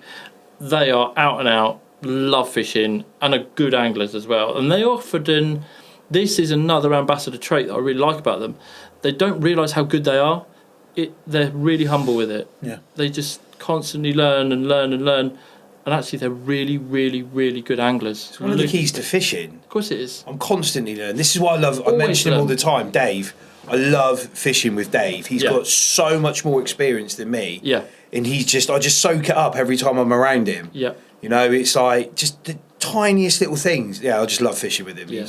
Especially with the tuna stuff. It was like, although I had the license for the opening day of the season, I was like, Dave, can we go on your boat? He's like, yeah, we'll just go on my boat and we'll go and do this. And we ended up with 4. I love being around. You can never stop learning in fishing. And I don't That's why I love fishing so much. Absolutely, because every day is different. You can go out today, go and fish, and something works, and tomorrow a new thing that you did worked, and wow, it's just mind-boggling the amount you just keep changing your techniques. And that technique that worked 10 years ago that's decades old. It probably still works, but there's new ideas that you come across, and I don't care what anyone says. Even in my day job, done it 20 years being a fireman, no fire's the same you go into, so it's exactly the same. But with that experience, sometimes you've got that trick in your back pocket from 10 years ago. You go, yeah, let's just try this, and bang. Yep, exactly that. You go back 10 years ago, we used to go perking. What's perking now? Yeah, it's just slow jigging, slightly better lures and things like that. That's how we used to fish 10 years ago, and they called it perking. Big lead on the bottom. Say it in the shop all the time. The older guys come in, and I explain to them. They ask for that sort of gear. Yeah. And I'm like, no, this is this. And then I then go down that route of like, it's kind of like your perks. It's heavy metals. You drop down, you work it. And you can use specialist gear, but you could get away with it with your normal gear. And you can see them like, it's got eyes on it. But effectively, it's a perk. Yeah, they want a massive treble hook on the bottom. Yeah, and you can see them being like, oh, right, okay. So, go back. So the Squidwards come on board. They come part of the Suzuki team. And I thought, do you know what? We've got a nice little number here. And they were like, no, we want more. We want more people involved in this. They want to build their market share. They really want to. And the Paul Delusier, who's the director of bikes, boats and quads barbecue. So, so yeah, he looks after the quads, the motorbikes in the UK and all the boats, oversees the whole lot. And he said to me in one word, I want Suzuki in the UK to own fishing. So if someone with a fishing boat says, what engine supports fishing, he wants them to be able to turn around and say, well, Suzuki do a lot by fishing. So I said, right, let's see what we can do. So we brought in from some more people. So then we brought in, we got Adam Jones, London Perch Finder. Yeah. He does a lot of... He's Wolf Rock. Works with Wolf Rock, does a lot. Is Watercraft Creative, give them a little shout out. Is his business, does a lot of media, sort of presented media. And then, he does a lot of stuff with Wolf Rock. Because he blew up quite... I remember watching his original... Coming from my carp background, like the winter, I used to love doing a bit of perching and stuff. Yeah. I remember watching his really early stuff on the canals thinking, who's this bloke? And then all of a sudden, he's just gone... Poof. Yep. He's fair play to the lad. Yeah. So I helped him originally because he was doing some stuff with Marine Power, because he got a little boat called the Finder, which was his Linda. And that was his first boat that he started getting off the ground with, and sort of met him at a few shows. And then I said, right, I introduced him to boat life because I was already working with boat life doing stuff. And he then I said, look, to Richard Dove, the owner of Boat Life, I said, look, Adam's a trained presenter. He's very good at what he does. Check him out, see what he does. They got talking and he became the face of Boat Life. So sort of doing all the presented media and stuff like that. And on from that, I said, look, let's bring you into the team as well. So he's got a UMS with a Suzuki on the back. He's got 2 UMSs actually now, both aluminium boats. One's a sort of a bit smaller, one's a bit bigger for a bit more offshore. And he's got Suzukis on the back and he's promoting the brand as well. So it's all about using the right people to do certain things. So being a presenter, he's always going to be sort of just giving those subliminal, I'm using Suzuki. So it's not all about sometimes shouting it in your face. Just plastering it everywhere, it's that. Yeah, subliminal as well as plastering. We kind of got both sets of the pie. Like the Tuna Gear podcast. Absolutely. You can't get, we're here talking about all different aspects of fishing, but yeah. Tuna Gear. So content creation, Andy. I mean, absolutely. That's been a baptism of fire. That has. When we first started doing the photography shoots down in, we rented a space down in Silhane College. Hell of a space. Had a podcast studio, lovely place. And I said to the Matt, who does all my video work, like, I want to talk about something. He goes, okay. He goes, what are you going to say? I was like, no, I don't want to say it. Yeah. He's like, well, who else is going to say it? I was like, oh, you were there for the first one, weren't you? He mics me up, sitting in front of this camera like, hi, my name. And it's just like, it's the weirdest thing. It is. And now, I don't even know these things are on. I can jump in front, like when we do anything for I can just jump in front of a camera and just start chatting. It goes after a while, but I used to hate listening to my own voice, but it's kind of just happens now. I haven't listened to any of these back. Have you not? I'm just going to put it out there now. I haven't listened to them. I don't know what I'd do now without these, because this is what I listen to. Oh, thank you, mate. For however many hours on the car, it's just the only thing that's got me here. That's very kind of you. We spoke about it a bit earlier. Like, it has blown my mind how many people have listened to this and the feedback. I don't listen to them back. I listen. I wait for the comments to come in. Yeah. And then I try to reply to them all. I'm just like, I'm really grateful. My phrase is, I'm super happy that you've enjoyed it. And it's the comment we had the other day. It was like, it's like sitting down the pub with your mates talking about fishing. I was like that. Mic drop. Completed it. Like that's what we wanted. And I had no idea that some of the people that are listening to it. But that's where we've come in, isn't it? Sorry, mate. It happened with. I phoned you up the first time, and you were like, "I'm just listening to the Dave Mordecai one." Yep. I was like, "Really? Yeah, really, really liked it." I was like, I come down and I told Aaron, I was just like, "I've just been speaking to Will Parkinson. Like, he's been listening to the podcast," and he was like, "Oh, Aaron doesn't fish, so it's like he." For me, I was like, "That's fucking massive." Yeah. I phoned you up as well. I was like, I've just had this conversation with Will Parkinson. He's listened to the podcast. I passed him on. I was like, I never ever thought it would go anywhere near. Oh, I love it. Do you know what I really like about it? It's just fresh. There's too many of the people that try at it, and it doesn't feel like you guys. I mean, clearly doing it properly, but it just feels just really natural to just come on. Yeah, we don't try. No. Like, we realise No. there's no research. There's no. I'll come in. I'll be like. He walked in on the last one. He sat down. He went, "Who have we got today?" I was like, "Oh, it's Ben from UK Fish Slayer." Who's that? Right, sound. Yeah. In comes Ben, load of chocolates, and we're just like chat. 2 hours later. You've nailed it one, like we said. Like, and that, I guess that comes across as we said all along was just 3 guys having a chat about fishing. But every single guest has always said the same. They come in and it's the same reaction every time. They come in, I watch them. They look around, they sit down, and I mean, "Cool, this is a hell of a setup, isn't it?" Yeah. Because although we're just 3 guys having a yap about fishing, let's not sugarcoat it. You can vouch for it. I mean, this is a proper setup. We haven't pissed about. It's not an iPhone over there. We've gone properly with it. You know, your phone stuck to the walls and ceiling. But it was like a cave in here. It rang. It was really? so echoey. Yeah. This was all Amazon, wasn't it? Yeah. Me and Aaron had them all laid out on the floor because they're like squashed when they come in. You had to go out and take their shape again. But most of this is Aaron. All Mega Desk is Aaron. I just picked a table that was too small. But you can take it back to what we were saying. Is as an ambassador, we can almost think like this is an ambassador role for Tuna Gear. It is. Like we've created likeable, relatable content around a brand. Yep. Yes, each guest is someone different, and there's a different angle in it. Yep. But as a business side of what we've created, we are the ambassadors for Tuna Gear, and 100%. And that's how people see us and our brand. And fucking hell, the last 2 weeks, it's blown up. It's gone mad. Yeah, because of what we do, and it's guys like yourselves and the different people we talk to that have taken me by surprise. Watch it by video or listen to the audios, and I mean, it proves the exact point, like you're saying. You don't have to be the best in the world at it, but if you can relate to it and it comes across, I'm a nobody. I am. Like, I'm nothing in the fishing scene. Like, absolutely nothing. But you become well known very quickly, Andy. Unfortunately, so. Like, that was never ever the plan. It was never. I never like. You've got all these like influencer titles and stuff. Never the plan. Like, I would have been perfectly happy just staying back here, just selling some bars to people. It's his fault. I've got a bloody podcast. It's all right. You're on that roller coaster now, mate. There's no we're on it now. We're committed to it. But like, it's such an enjoyable thing to do. Like these conversations. Yeah. I'll tell you what I like the most is the guys that come down and end up staying down the night. Yeah. Like Mick Ward, we got absolutely bollocksed.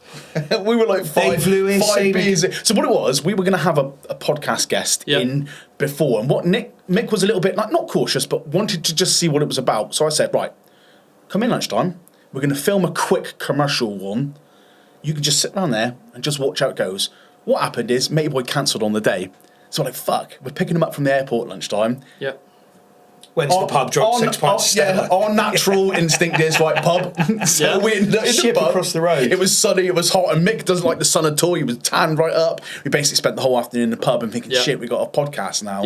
We filmed like a 2.5 hour episode on a podcast.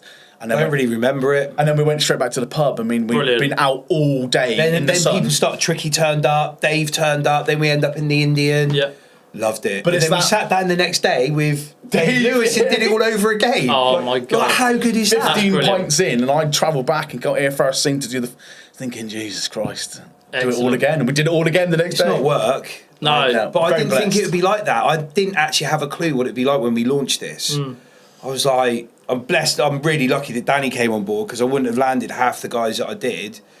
It started out like that's just me, and I just went, let's go and do a podcast. Who are we going to speak to? You know, we'll work it out. We'll build the studio, and we'll just make it work. And it just. I'm talking about big anglers. I mean, we're sitting here with Danny Parkinson, who's probably one of the biggest sort of lure anglers around. I'm going to build him up because I've watched Danny for ages. Someone clip that maybe? I mean, you can have that as I promise you that will be his next short that comes up. I promise you that will be mate. No, but I mean, I've worked in it for a long time, and I could take it right back to how this started. I've been an advocate of having fun in fishing. I'm not the best at what I do, but I've enjoyed. Exactly. I said it in my episode. I embraced social media when it very first popped up. Yeah. Because before that, it was magazines. I was like, I'm an angler. I'm in the magazines. Facebook came a thing, MySpace, whatever, and I embraced it. And it's got me. Yeah. I've travelled the world in fishing. I'm about 20 years in now, where I've worked in fishing, and I've done a lot of guiding. And take it right there to present day. I work in a fishing shop part time. I raised a little girl on my own. Yep.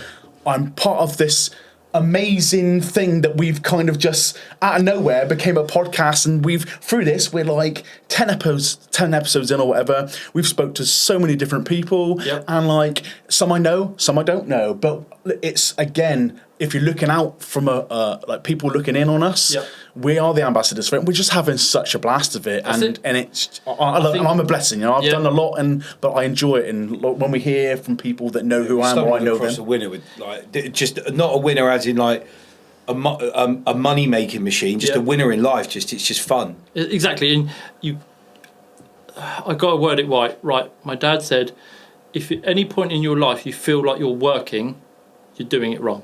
My mates tell me all the time I never work. You can't work for a living. No, you can't. We have to have fun for a living. That's it. And count our blessings of what we are doing. And I think that having ambassadors within a role, like you say, the guys that you've picked, you've handpicked guys that live that life. It's not just, you don't want the dickhead that thinks they're the dog's bollocks. No, and also, exactly. But you want the people that you can relate to, you can travel with, and like you just said a minute ago, I've been able to do all right with it. And I still do it now, you know, and I think it's a blessing for me. Every single week when I get to talk to a guest, I love every second of what I've done. You know, I'm very blessed. I don't take any of it for granted. You know, no, exactly. I pinch myself all the time. Being able to, you know, swan up down in Portsmouth and get in a £250,000 boat and go and play with it, I pinch myself every time. I do not feel. Do you know what? It's something that, yes, I work hard to do with my ambassador roles. I could never afford that, but I get to do it, and that's what I enjoy doing. And being able to sort of help anyone sort of go down that path, or even if it's an angler that is learning or getting out, I'll help them all day long. I'll leave my AIS on if people want to know where I go fishing. There's only times I turn it off is when I'm either shark fishing or things like that, because sometimes people try and do things they're not really experienced in doing. But the rest of the time, I'll tell them where to go fishing. I'll say, go and fish this mark. That's what I loved about the trade show scene. I think that's probably the last time I saw in the flesh was that was, and I that was my favourite thing to do, whether it be through Costa Glasses, Shimano, whoever. Trade shows, consumer shows were my favourite thing to do. And like you say, whether it was someone, sometimes it was people that I was like, oh, like you just said, I've watched him for ages, and I was excited for them to come over to me, and they actually wanted to talk to me, and it was a little bit like, oh, okay, this is cool. But I love all that side of it, and it's great to see. Amazing. Not someone that their shit doesn't stink in the corner, just being relatable guys, because it pushes the brands, what you do, so more you know, it just. And that's what I want to talk about as well, because when you work for a brand or an ambassador for a brand, I mean, I've got a bit of a list of different brands that I ambassador for, call it whatever you want to call it, sponsored by. So be it Raymarine, Suzuki, Navionics, Van Class trailers, every bit of component that you need to really make a boat the ultimate machine. And what that does is it piggybacks off each other. So, for instance, something I do with Suzuki, well, actually, that will carry on some of the other brands that are a bit smaller. The brands together as well. Of course it does. They work together, but indirectly. So they're actually promoting their products through other people's channels and things like that. So actually, it becomes like a bubble of promotion. The branches of the tree, I've always said it. Absolutely. If you go backwards down the leaves, it all stems down to the same thing. And Absolutely. You can be a competitors within me. And I have worked for, not competitors, but different directions. But as a whole, if they can see past that initial, it's all benefiting the same thing. We're all going in the same direction. And exactly that. And so it's kind of like a big promotional pull. But just going back to the Suzuki team and things like that, so we brought Aaron obviously on board and Squidwards, and Aaron actually, I asked him to be part of the team in 22 when we fished the Sea Angling Classic, and we're really lucky enough, and I say lucky enough because we were against some tough competition to win it. And Aaron said to me before, he said, "Are you sure you want me on the team?" Because he kept saying, I'm not a very good angler, I've never done bait fishing. I said, I absolutely want you on the team because of that reason, because we can go out, we can learn a bit together, we can have fun, and hopefully see where we do. It didn't matter if we didn't win, didn't matter if we come 15th, 20th, 30th, didn't matter. It was all about getting out there, exposing the brand for our sponsors. So we were there with Pantaneous Insurance because they were a new sponsor at that time. They had a free place because they sponsored the event, and they said, would you come in with your posh grey boat? And I said, absolutely, I'll come in, put a sticker on the side. We had a free place, so luckily enough, we didn't have to pay to enter. How much is it to enter? £250 an angler. So for that boat, it would have been £1,000. Yeah. But then, so that's all well and good. That was free, but it still cost us the best part of probably £5,000 to be there. So by the time I've, covered everyone's cost to be there, accommodation, food, boat fuel, horrendous amounts of boat fuel, because on day one of that competition I did 112 miles in a 12 by 19 mile box. Fast as well, I'm guessing, because you want to get out of the box quick. Absolutely. Get to the mark you want first. Yeah, get there. Put your elbows out. I'm fishing here. Absolutely. Can't come within 50 metres of each boat. That's it. Oh, is that one of the rules? You can't come in within 50 metres of any boat, because of that is then you're in their space. Otherwise, you're fishing your area. Yeah, exactly. Which you push them out. That's it. It's a good rule. So so that therefore you're kind of. So that's why I had Aaron on the boat, because it was the right cup of tea for what I wanted. We went out, we fished hard, and I had some other good anglers on board. I had David Lonnie, who's also part of the Suzuki team. He's from Scotland. Amazing guy, David. He is got his son Alba. I don't know if you've seen any of his stuff. I'll show you David Lonnie. He owns the Clashrannon up in Scotland next to Luce Bay, which is the mecca for fishing up in Scotland. You'll go out there, you'll put your anchor down, and within 2 minutes you're into God knows how many taupe.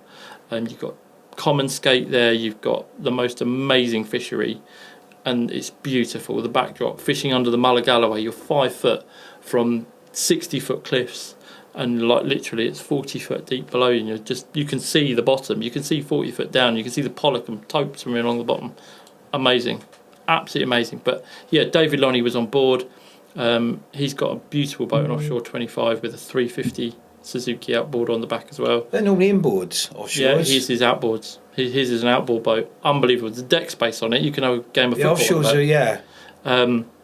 So obviously you haven't got that engine pod. Yeah. That's all gone. It's just clear deck space. So yeah, he's got a bright yellow one that's soon to be black actually, and having Suzuki down the side. So he fished on the boat as well with a good friend of his, Graham Paisley from Scotland, and that was our team when we won the Sea Angling Classic. And but David Lonnie again, he's a guy that fishes with his son, and they fish together. His son is 10 now. No, 9, sorry, 9. And yeah, but he's a little machine, isn't he? Honestly, if you pull up his socials, his son and everyone, son's always got a taupe in his hand, and he's 9 years old. Incredible. What way to grow up, eh? Yeah, incredible. And yeah, he's got all the clothing as well, and like the young lad, he's got Suzuki fishing team on it. But he's brilliant. He's part of the team. That's it. It's good fun. So is that the full team? So we've got a couple of others as well. So we've got Gemma from Ship Happens. I don't know if you've seen any of their stuff. Their YouTube. They actually started off building. They're not anglers. These guys are. They go into the Sea Angling Classic and build that boat. Yep. I want to call it like a Microplus or something. That's it. They restored it. Oh yeah, I watched it. So yeah, I've seen it. Boat Life 2022. No, 2023. Beginning, which is February, they come to me. They were at the show and they said, "We want to fish for that boat, but we've never been fishing. Can you help us?" So we're like, "Oh my god!" They're just like, "We need. We haven't even got a fishing boat." So they said, "Right, we're going to rebuild this boat." And okay, they got a YouTube channel. They're restoring an old World War II boat as well. I think they got best part of 100,000 subscribers. They're quite big on YouTube, that side of it, but something slightly different. Never been fishing, and they said, "We need to learn to fish." So I helped them some of the way, but then the McKells did most of the work with them, and they literally taught them everything from, we did to start with, both of us taking them out and getting them to fish, all the way up to Sea Angling Classic, where they rebuilt their boat as well, got it all graphicked up. Suzuki put a brand new engine on it, so they were kind of like the Suzuki amateur team, learning team, never fished, and they did respectively really well. Yeah, they did, yeah. They did really well in 2023. So they didn't come anywhere near last, them sort of middle of the table, and yeah, they enjoyed themselves. But then they've actually fished a competition this weekend up, and they come 12th. Well, Luke was on their boat with Gemma on that boat up in Conway. So yeah, they're lovely Was that the people. Boat Life? No, that wasn't. That was a small boat sea fishing sort of bass comp. But the UK Life, small. that's it. It's the Facebook group. That's it. Carwin. That's it. And Gavin. Yeah, Gav is one of the other guys. Yeah. Gavin Williams, I think is. Yeah, that's it. That's I it. sent them some bars. That's it. Yeah. So yeah, they've just had their competition this weekend. But yeah, then you got the Boat Life one, which was up in there in May. Yeah. Good event. So that's the Suzuki team. So that's the team. Yeah, we've got kind of people from different aspects and different places in the UK as well. So where did Shimano come from? So Shimano was something that was a kind of a bit of a weird one. It was Andy and I kind of had a conversation. I think it was on social media, and they were like thinking we need to get a bit more into saltwater. And I was like, well, interestingly, I've had a conversation with another tackle supplier, but yeah, I'm happy to have a conversation. And it just kind of went from there, really. And then he was like, right, let's do some stuff together. And so let's go. Let's deck out the boat. And then I said, look, it's easier for us if we kind of do a kind of a Suzuki thing rather than a singular thing, because then when we're doing things together, it makes life a lot easier. He was like, yeah, okay. So obviously the McHales, you've got London. So the Suzuki guys are all fishing Shimano stuff. There's a couple that have slightly different deals with different people. That's fine, but the core of the team are using Shimano, which is great because it makes life a lot easier when we're hopping from boat to boat doing stuff together. Do you have problems getting stuff for them? Massive problems. It's just, I mean, hey, it's the. Do you feel like you're fighting a losing battle? Going, look at all this content we're putting up for you. Yeah, I mean, where's my kit? I ordered stuff. Now, I'm not saying it's anyone from the UK's fault. It's just probably a network fault. But let's talk about it. I joined Shimano and signed and shook contracts with them in the February of 2023. I saw my first. That's soon. 2023, that's when I signed with Shimano. I thought it was longer. No, before that I did a little bit with Pure Fishing, but it was kind of like a bit ad hoc. It wasn't nothing on paper. It was just, at the time, they'd send me some stuff, I'd fish with it, enjoy it and stuff like that, but there was nothing on paper. So 2023 I signed with Shimano, and then I didn't get my first piece of kit until... Open that door, mate, it's like a sweatbox in here. I don't care about the sound deadening anymore, I'm dying. So yeah, 2023 assigned, but I didn't get my first bits until probably, it was probably beginning of 2024, probably a year till I got my stuff. Really? Yeah.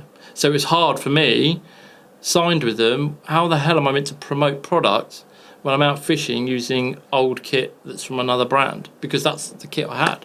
So, and they could see it, and Andy was like, I know, I can't do anything, I'm trying.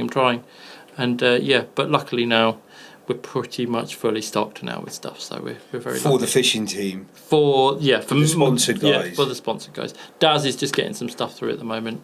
He actually got delivery the other day, so yeah. How do you think it's going to do moving forward with them? Yeah, really good. Do you think they're going to put it out of the bag? Yeah, I mean, now we've got the kit on the boat. Obviously, there's replacements. There's new products coming out. Yes, set up and just prolong and just maintaining a stock is totally different. That's easy. Yeah, that's easy. If you've got a boat and it's all Pen and Pure products, and you now Shimano, that's a massive outlay. Yeah, that's huge. You're talking probably 30 grand, 40 grand worth of just tackle, and rods and reels on the boat. Because don't forget, I do tournament fishing. I'm not a specialist. I could be going and getting gobies and little dragonettes in a tournament or a species hunt using really light LRF stuff all the way through the whole species range to a blue, thresher, potentially tuna at some point. So I have literally the whole, not all of it, but most of the saltwater catalogue. And spares. So it's kind of like, what do you need and what don't need? Now, don't get me wrong, some of it crosses over and you can do certain things with different things, but you're promoting products, so let's work together with Shimano to get their products promoted and use different things in different scenarios, and then send them all the pictures, and then off they go. They can do what they want with them, and also put it to the test as well. Yeah. So where did the boat life thing come in? Wow, yeah. So boat life is a massive sort of animal that sort of grew. So cropped up a few years ago. 22 was the first show. I was going to say. So 22 was the first show, and I attended with the Smartfish boat. Because it's a bit of a boat with a fishing section in there, isn't it? So, it's not just a fishing from a boat thing. There's a whole... Exactly. I'll tell you what, can we pull up my Instagram? Because we can kind of use a bit of a timeline on there from going through some of the pictures. So if we go up a little way, roughly 22. So keep going. Quite a way to go. I've had some different wraps on the boat. Yeah, go down a bit. You know, we was talking about FLIR cameras. Keep going down. That one there, that's a £70,000 camera. Is it true that these came off the Apache attack helicopters? No, so there it is there. Look at this zoom. Watch this zoom. I was playing with it on the Ray Marine stand. Look. This is incredible.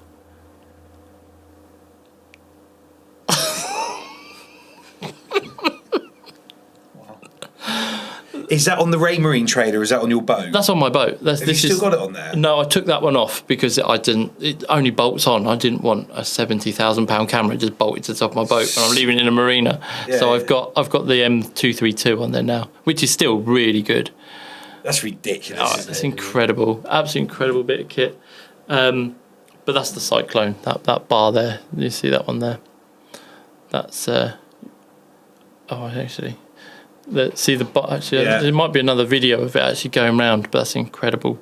Radar picks up everything, absolutely everything in detail, to the point where you can actually see shapes of things. If you come out of that one, there might be another picture of it going round. There will be in a minute. But anyway, let's keep going up to boat life. Actually, no, I must have gone past it. Go down. There's got to be a picture of boat life somewhere here. Yeah, they were coming up to it. There. No, that's an old boat. That's a newer boat life one. Keep going down. How can you change your wraps? Different promotional sort of sponsorship sort of things going on and stuff. No, it must have gone past it again. But there's a picture there of us at boat life in 2022. Go up. How did you get involved in boat life? So, Suzuki really took me there. And you look like you've done a crime in that picture. Go to that one there. That one there. I think this is boat life. So that there. No, this was 2023. This one. This isn't the one, but it doesn't matter. So that was 23. So we went there in 22 with Suzuki. Mark Bealey said to me, he said, look, we're going to Boat Life. It's a new show. Can we take your boat there? And we're going to have a smallish stand and we're going to have Suzuki there. It's a growing show. I said, yeah, no worries. So we put the boat on its trailer on the stand. And it was actually a really successful show. It was just mainly water sports, like kind of the paddle boards, water skiing, that sort of stuff. And then you had leisure, marine, which was all your normal kind of boats and bits and bobs, and a bit of an inland, so the steel kind of barges and things like that, sort of like the canal boats and stuff like that. So there was kind of a few different sections. And afterwards, I got on really well with Richard Dove, the owner. I met him at the show and chatted, and I said, look, I really think there's a space in the market to have like a fishing part of the show. So it's a really dedicated fishing and angling zone of the show. And he said, okay, talk to me a bit more about it. I said, look, there's a lot of brands out there that saltwater is huge. You've got saltwater boats. You go to Southampton Boat Show, and they're kind of like a few boats here and there, nothing else really for the anglers, so they don't really bother going. So they're promoting their boats, but it's all sporadic. So they kind of said, okay. I said, we need an angling area where we've got everything from brands, rods, reels, all your fishing boats together, demos, ambassadors, everyone that can come along, meet their idols if they want to, chat about fishing, make rigs, look at products, look at boats, and have a good afternoon. And if they want to go around the rest of the show, they can. But if they're an angler, this is the area for them they ain't interested in canal boats. They're just going to come and spend the day in that section. Absolutely. So Richard said, okay, let's have a look at it. So we spoke, we looked at things, and I helped him and said, this is where we need to kind of go with it. And he was like, okay, brilliant, let's go with it. So we put it on the plan. So now we've got to get everyone in. So then talking to the brands, and these brands, even Shimano and everyone, sort of trying to convince them to go and spend money, go into a show it's the first time there's a fishing area going to be there. They're like, well, we want to have a look and all this. So we got enough to go. We got quite a few boats. We got Coxon Rule said they'd take a space, and I'm sure some of the spaces, I didn't do the pricing side of it, but I'm sure some of them were given away free to get it going. It's not cheap. No, of course it's not. It's not cheap. And when you're talking sort of £120 a square metre, That's without carpet or anything, or any build your stand or taking. Yeah, the stand. I've just had a bit of a learning curve with this. The Angling International want to do one in Budapest. Yes. And they approached me to go. And by the time I'd taken the space and paid for the booth, I was in at $6,000. Yeah, so it's mega money. It's mega money. Yeah.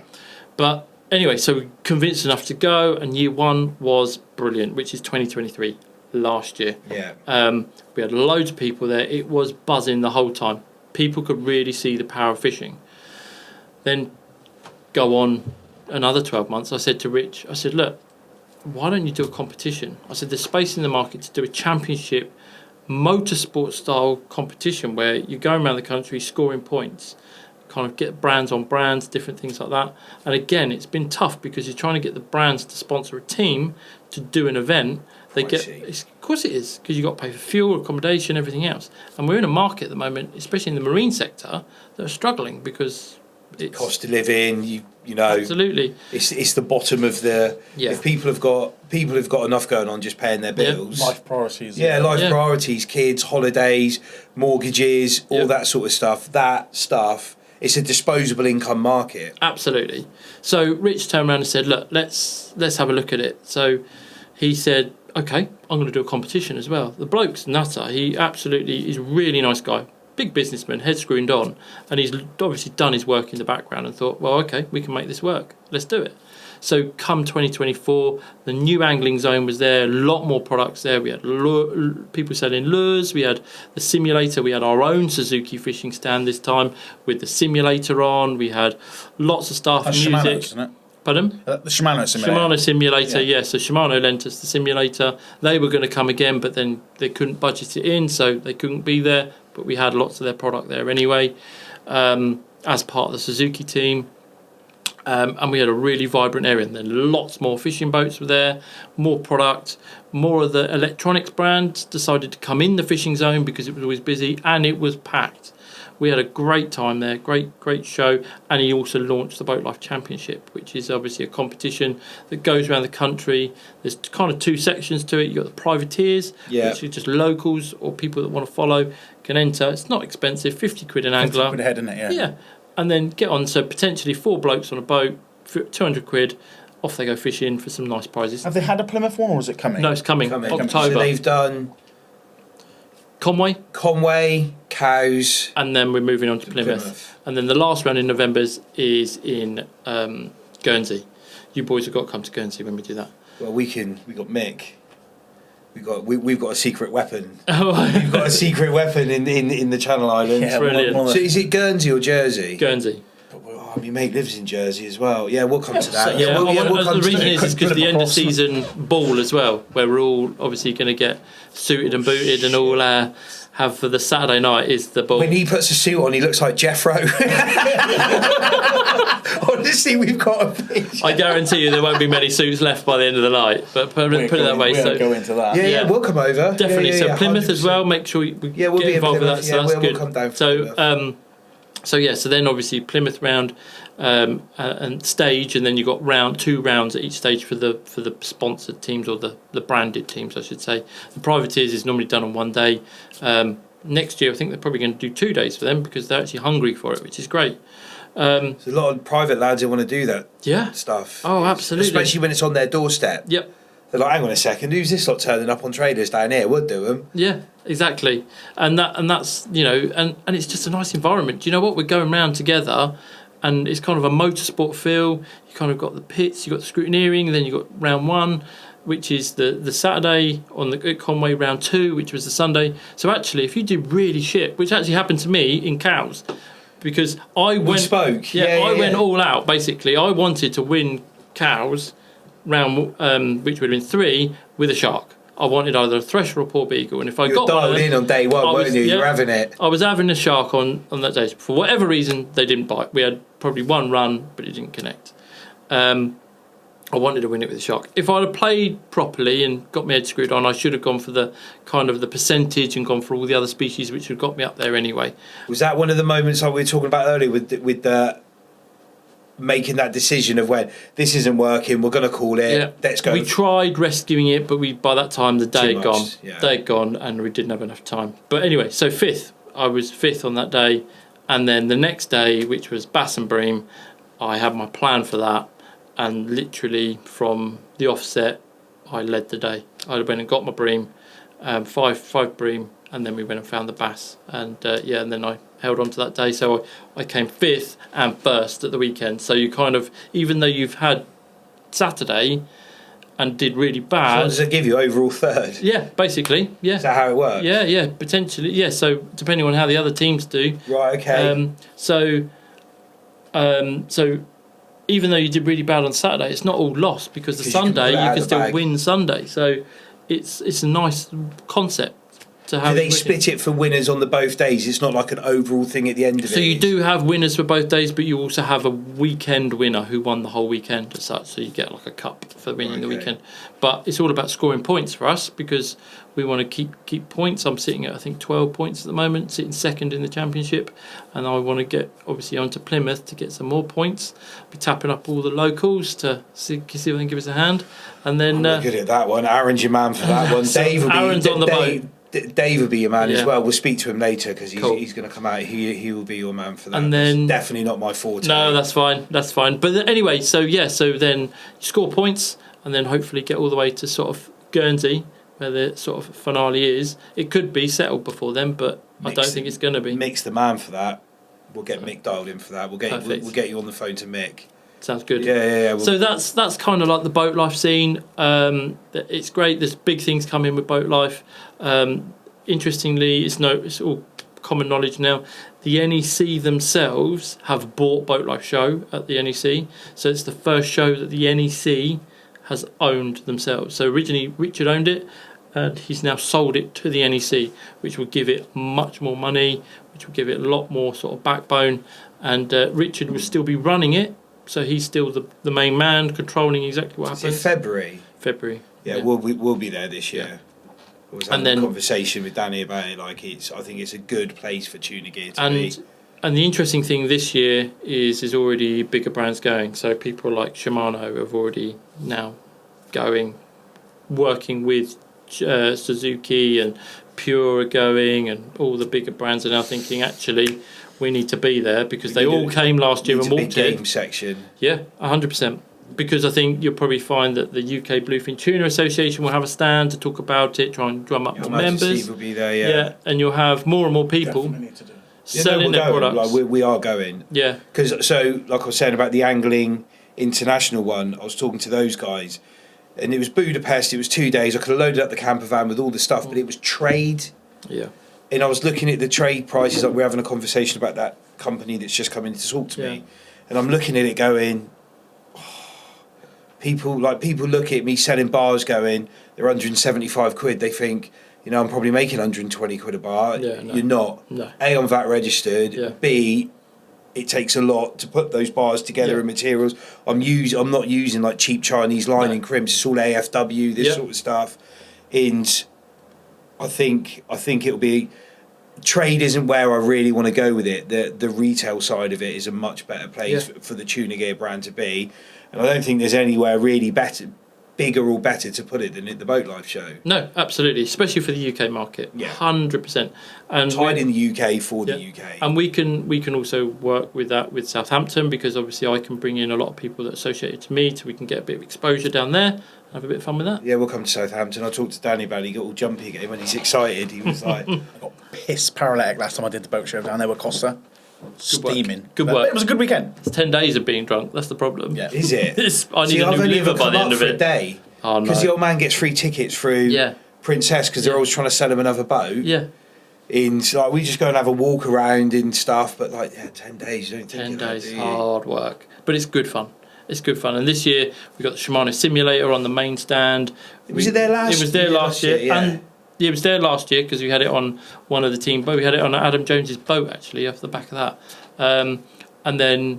But we got it slightly different this year. We've got a whole corner of our own of the stand where we're going to dress it. We're going to a wicked stand as well. It was almost near where you walk down onto the tunes going. They were giving away free sunglasses. Yeah. We've got the same thing going this year. Probably more that tunes. Beach bar-y vibe going to it, didn't it? Yeah. It. And this year there's a big launch of a new kind of models of engine as well. So they're bringing out more of their Well, I can say it by this time this comes out. So the Stealth range is all being launched. So the real matte black? All matte black. So I've already got one on my boat, which is a 350.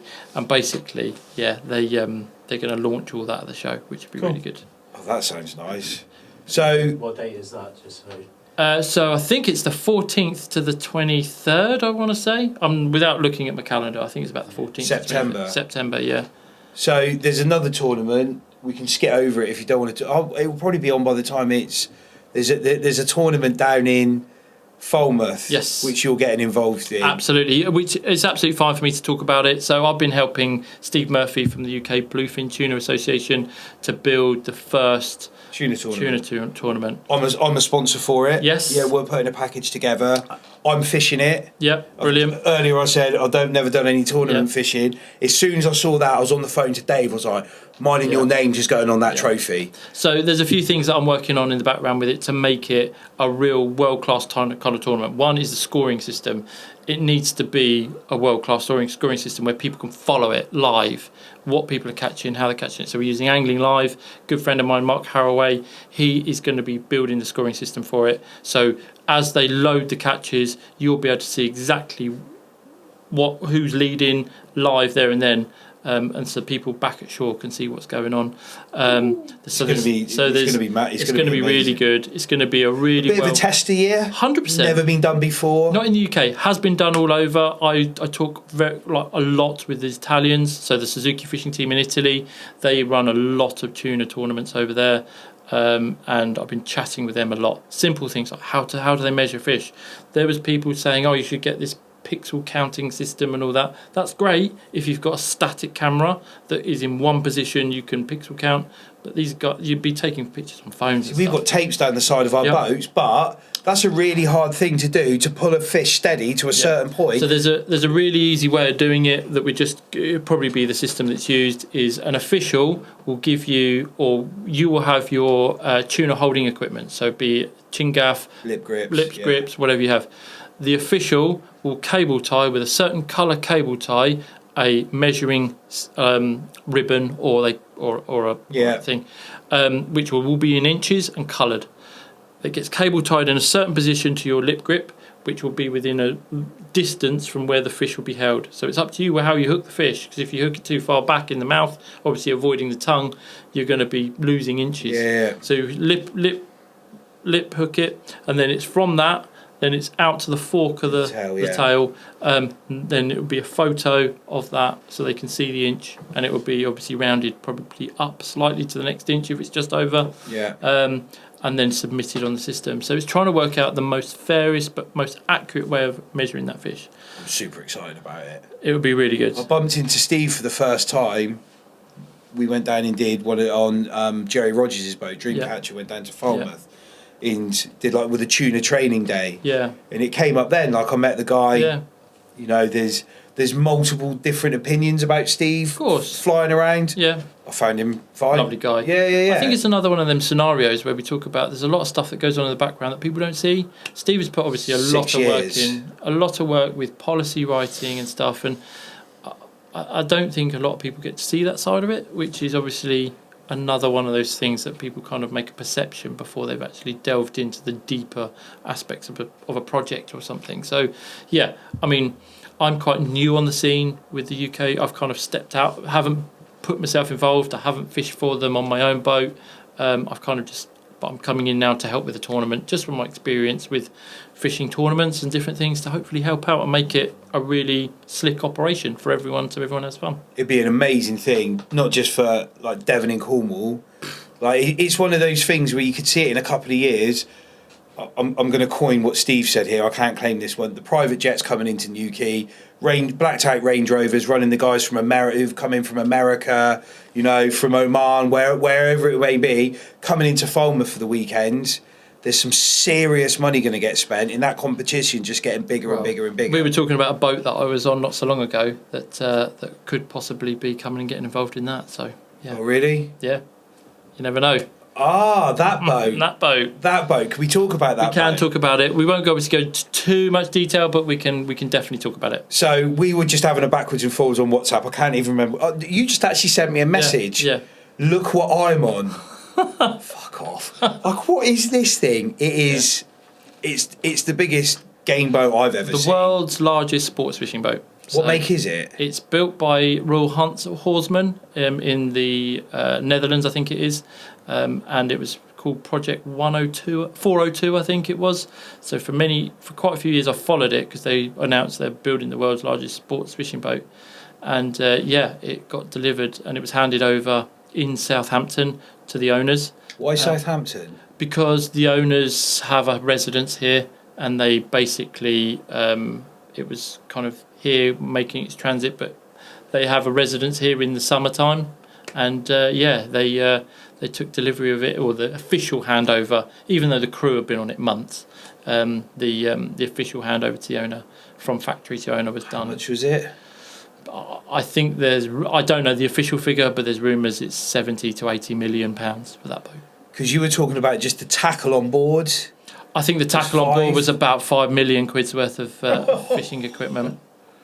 And that is literally... Because it's like a quadruple decker boat, isn't it? It's unfathomable. The boat's called Special One. It's the world's largest sports fishing boat, and I'm fortunate enough that I took it and guided the owners and their guests on the first ever fishing trip it did. So in the Solent, so pressure was on. What were you fishing for? Literally, they just wanted to catch a fish because the owner took delivery of it the day before, and the next day he wanted to go fishing with his grandson. So I got the task of... how did you get the task? Well, the task is really, really interesting. So nothing was booked, nothing was planned. I was out practicing for the Boat Life Championships, which was a couple of weeks later, trying a few marks and different things. And I saw this boat coming into the Solent. I could see it from a mile off. Did you recognise it? I recognised it straight away. I knew exactly what it was. Because there has been a few posts on social media when it was in Southampton, because it had done a lap of the Isle of Wight with the new owners, and it was coming into Portsmouth. And I just said to my friend Paul that was on with me, I said, mate, I've got to go get a picture, because I've been following this for ages. I just want to get a picture on my phone of me near it. And so I pulled up, not close, but a fair distance off this boat. It's like a whale next to you. Honestly, it's just unfathomable how big this boat is. And so I pulled up next to it, and I was taking a few pictures, and all of a sudden on the radio, they were calling me up. They were saying, "Smart fish, special one." And I was like, they're going to tell me to back off or go away. Even though I was a good 60 metres away, I was quite a long way away from it. And they said, could you change to channel 6? And I was like, okay, so change to channel 6. And then basically the voice come on there, which I think was the pilot at the time. Where would one take an £80 million fishing boat fishing tomorrow? And I was like, oh my God. So I called back and I said, look, I've got a few marks. I'm happy to give them to you. Off you go fishing, sort of thing. And they said, could you follow us into our berth in Gunwharf? So I went into Gunwharf, and I bet that's a thing to park, isn't it? They had pilots on board, all sorts of stuff to park it. It's huge.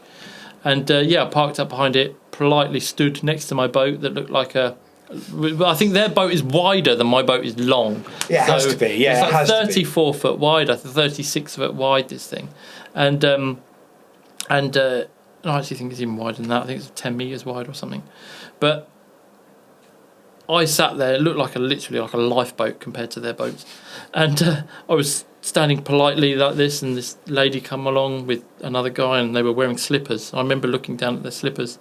And I was just looking at the back of this boat. Those slippers are probably worth more than my boat. Absolutely. And I looked at the back of the boat from where I could, and I could just see all this rod reels, and I was just like, my God. And they come up and they said, we'd like to take our guests fishing, and we would like to take them tomorrow. And I was like, okay, yeah, I'm more than happy to give you some marks. And they're like, no, I don't think you understand. We want you to take us fishing. And I was like, and then I kind of thought, well, they want to go on my boat? And they was like, no, we want you to take us fishing on our boat. And I was like, and then the penny dropped, and I was like, yeah, I just checked my calendar. No, it's definitely free. It was literally right place, right time. Absolutely, there was no planning. But you had to know the boat to be able to go, yep. I'm getting a picture of that. I know. Absolutely, and then literally so this was about 8 o'clock at night. Oh no, 7 o'clock at night. From then I took my boat back. I made a few phone calls because I couldn't guide this boat on my own because I needed certain bits of tackle, and I needed needed more people with me to kind of make it work, because there's loads of rods, lots of people. I needed a few. I couldn't do it on my own. So a quick phone call to the McKells. Daz, what are you doing tomorrow? Right, we're doing this. Okay. Dave's booked off work. Luke was off work. Okay, brilliant. So we came back the next morning. We had chum. We had everything, rods, bait, everything to go. And then the pressure was on to get fish on this boat within a short amount of time. So got on board. They briefed us and basically said, this is the owner, and basically you can go anywhere on the boat, enjoy yourselves, but just don't go in the cabins at the front, basically, which were a long way from where we were, so I wasn't. And yeah, up on the bridge, up on the tuna tower, in the tackle store, wherever we wanted to go. You were telling me about the tackle store. Oh my God. You go in the tackle store and basically it's like walking into if you could imagine one of those caves with loads of gold, and it's everything you could ever imagine, that is the fisherman's dream, walking in there with, you're talking spooling machines, you're talking cupboards with everything labelled and itemised, and, in poundage of line and braids and holocores and your clips in every single variant, your hook boxes of just everything you could ever imagine, and not cheap. Probably the Ferrari of everything. Super high end, the whole lot. Everything. I think when they must have ordered everything, they've gone, can I have everything? That was it. That was probably their order list. And so we had a look around. We kind of thought, right, we've got a plan of what we're going to do. And then we headed off, and literally this boat that is 56 metres, I think it is, weighs God knows how much, all aluminium. And we were, is it alley, is it? Aluminium. The whole thing is aluminium.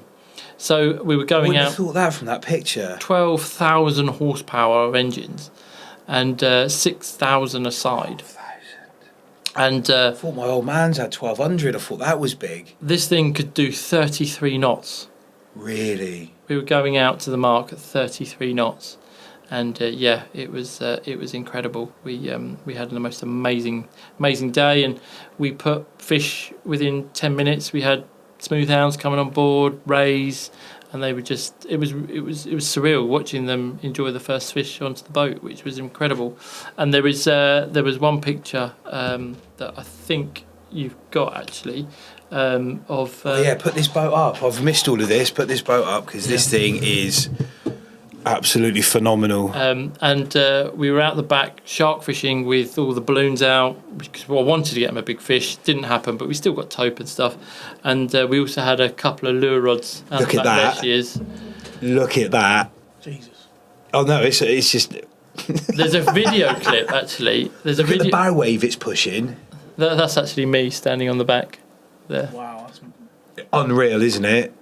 The outriggers alone are all hydraulic. They will come out, and there's a transducer system on it that comes down, and it looks out the back, so you can see fish coming into the pattern when you're trolling and all sorts of stuff. The transducer alone weighs 2.7 tons. That's going out to Chelsea Bill, that is. But there's another video. Unreal. There's another video. I think it's keep going. Look at that. It's incredible. For the audio guys, again, we're actually looking at pictures of this on the TV, and all I can describe it as a big fucking boat. So play this one. So just press play on that. So basically, this gives you a bit of perspective. So this is shot from my boat, who Daz is driving it. Oh, look at it. And there's me on Luke on the back. Wow.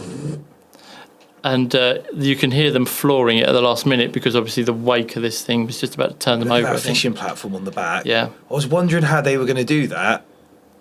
But there you go. That's all the Jesus rods Christ. and reels. Is that 4 sets of outriggers? No, two sets of outriggers. You got 2 sets of outriggers. You got obviously a middle sort of rigger at the middle rigger at the back as well to push it further back. But if you go back, you can even see there's rods up here.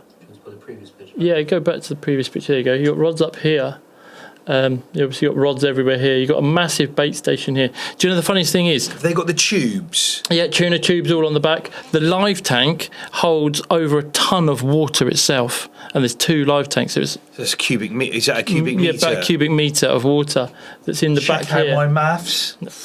I don't know about special one. I'm getting a semi on. So you see these knives that are here. So all the knives come out the packets, right? And I've never ever cut something so sharp. And they said, literally, I was cutting up this mackerel, and it was like they said the knives are Japanese, and I think one of them was like nearly £900 just for one knife, and there's a whole rack of them in different shapes and sizes. Stabbing up mackerel. Honestly, and these knives are. It was just everything. That's down into the tackle store, but yeah, the whole boat is. It's actually got a tackle shop on there. Yeah, if not bigger than a tackle shop, it's incredible. But yeah, so outriggers, all hydraulic, they come down. Obviously, you've got 3 points on them. Just phenomenal bit of kit. And yeah, you've got different levels. You've obviously got the main lounge and viewing gallery here with all glass windows. Another lounge up here. Then another lounge up here with the bridge. Then you've got the fly bridge. Then you've got the tuna tower at the top. It is missing one thing. Tuna Gear logo. Absolutely, a nice big one down the side. Yeah, just right there. Yeah. But incredible, Wow. incredible. And to be kind of asked to take it out on its first trip, but it wasn't anything that I've done. It was just being at the right place in the right time.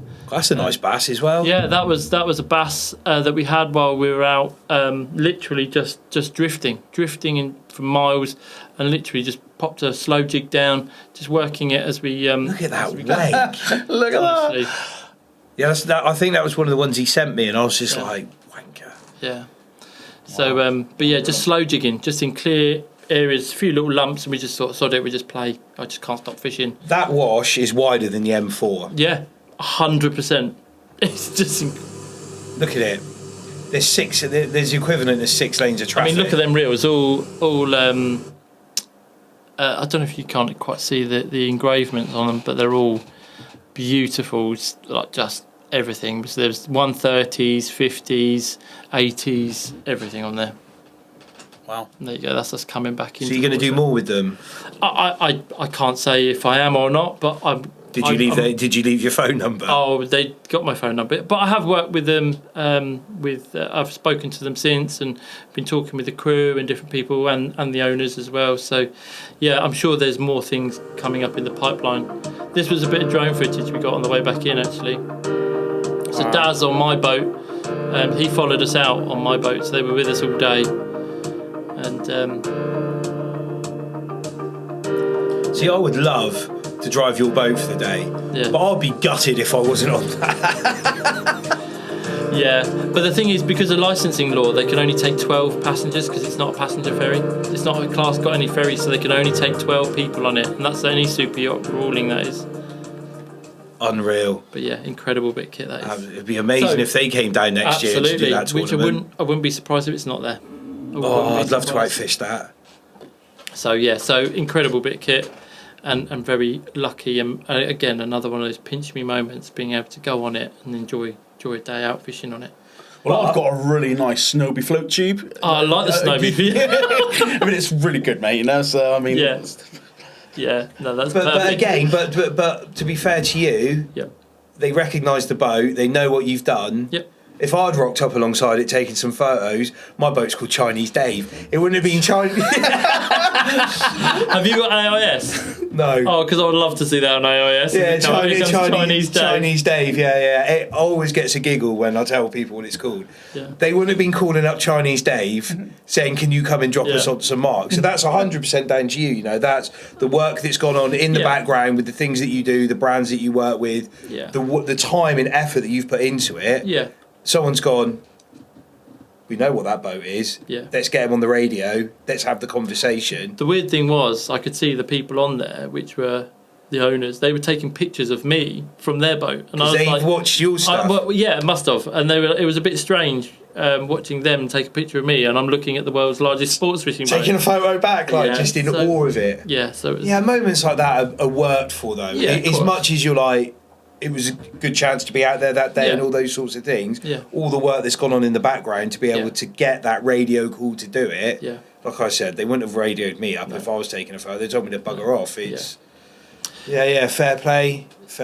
So do you want to have a look at some of the bits on the boat quickly? We're on social media while we're there, just show you some of the boat running and stuff. Yeah, so if you 100%. go to Instagram, I think there's some reels of it running, and there's some, and we can also just talk. I just want to talk about the seats and stuff in it as well. So it's here. You talk about what you want. So let's go up. I'm enjoying all of it. Let's go to the top, and then we can come down. I can go. So let's go down a little bit. Let's go down a little bit. Keep going. I want to show you one reel that I quite like. Actually, go on that one to start with. I just want to show you the seats working. I think you can see the seats working on this one. So if you click on that, see if we can get it to work. So you can see Luke's actually skippering it, and you can see all the shock being taken out on the shock seats there. It's amazing how well they work. Literally everyone in the back seats as well. Literally, we're going through waves that you would be broken if you was on another boat which is rigid. So I was punching through some of this when we were fishing on Saturday, and we're hitting some of those waves just had no back to them. Yeah. And you're coming over the top of it, and at one point Tim was just like, all I've got is fixed plastic seats with a cushion that big. And I fully appreciate what those shock seats do. They're not cheap. No. But when you're kitting out a boat like that, I fully understand why people would have them on there. What speed can you run through on a choppy sea? Yeah, on a real choppy. I can pretty much go flat out. There is another bit of footage. If you go down a bit, keep going down. I think it's right. So you've got a couple here. So click on that one. So this is a bit of footage. Is that a cheetah cat? That's a cheetah. Yeah. And then this is flat out. Going through it. And it was a shitty day. You could see on the other boats it wasn't calm by any chance. Is that on like a 360? 360 camera just hanging off the back, and that's the matte black engine that we're talking about. It's lovely, isn't it? Yeah. There is another bit of footage actually somewhere that's taken in the other perspective. Go back up a little bit. Only it might be here. No, I don't think it is actually. It was a bit of footage back at. So that boat I went past, they were filming me. So it was actually a bit of the other way around, me going past, but I don't think it's there. No, it might not be. It might be that one actually. Go up a little bit. Try that one there. No, I don't think it is actually. Come down a bit. There is a bit of footage of it somewhere, but that's that one. No, I don't think it's there. What's on the black screen? It might be. Have a click on it, see what comes up. No, that's an advert. That was a competition. Oh, that's it. I think that's it. Danny. That's it. There you go. That's the other perspective of me going through it. So the boat runs really flat. So as you can see, that's the other way around. So it was a pretty shitty day. You can also see the radar going around there as well. Well plugged. So yeah, so it absolutely eats water. What speed's that? That's about 39, 30, 40, perhaps 38, 39, I should think, knots. So yeah, it doesn't hang about. It doesn't hang about whatsoever. There's a really good actually video of the seats. If you go down a little bit, go down. It's a shocks one. How much is one of those seats? So the helm seat with all the because you've got this. It's like an attack helicopter. Yeah. It's got. So that one is around about 10 grand because of all the stuff that's on it as well. Because you can fully change screens, pilot, do. Yeah. Keep going. It's an all-sort maritime one. So I think it might be that one there. This one here. Left, yeah, that one there. So, is it this one? No, I don't think it is. Is that all a wrap then, that grey below the windows? That's paint. No, it's not this one. Come back out. We're close though, sorry. You never had any, I suppose you don't get crazy with an aluminium boat. You get paint bubble, but that happens just where the corrosion starts to happen a little bit. It just takes like a nick in it, it gets in behind it. Is that a video there? No, that's not. No, that's not.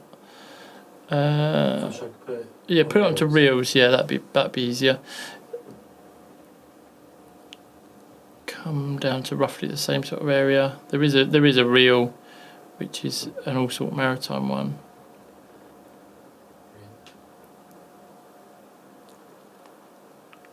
it's a cracking reel because it's got all like shows the seats off properly. Go down a little bit actually. Were they in there from day one, those seats? Yeah, absolutely. I built the boat. I actually fitted the boat out originally at the what's this one here? No, that's a Shimano one. That's when Danny was actually there. Come down a little bit more. That's a cracking video actually. That's going through some rough weather as well. I'll show you that one. This is quite a good video. So you can see actually it's a really quite a shitty day, and it runs. Most boats wouldn't be out. No. And then when the camera turns around in a minute, you can actually get a perspective of actually what I'll be having to come off the throttle. Yeah.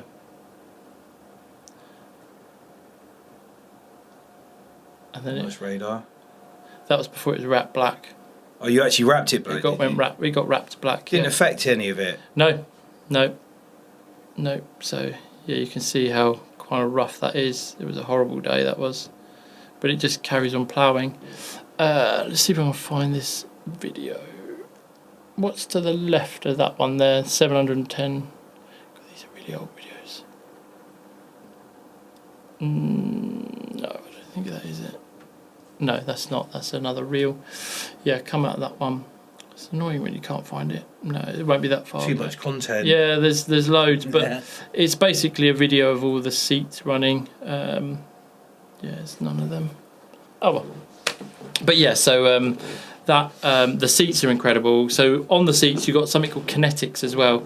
So that is an actuator that's on the seat. It has an accelerometer on the deck of the boat, and it has an accelerometer on the seat.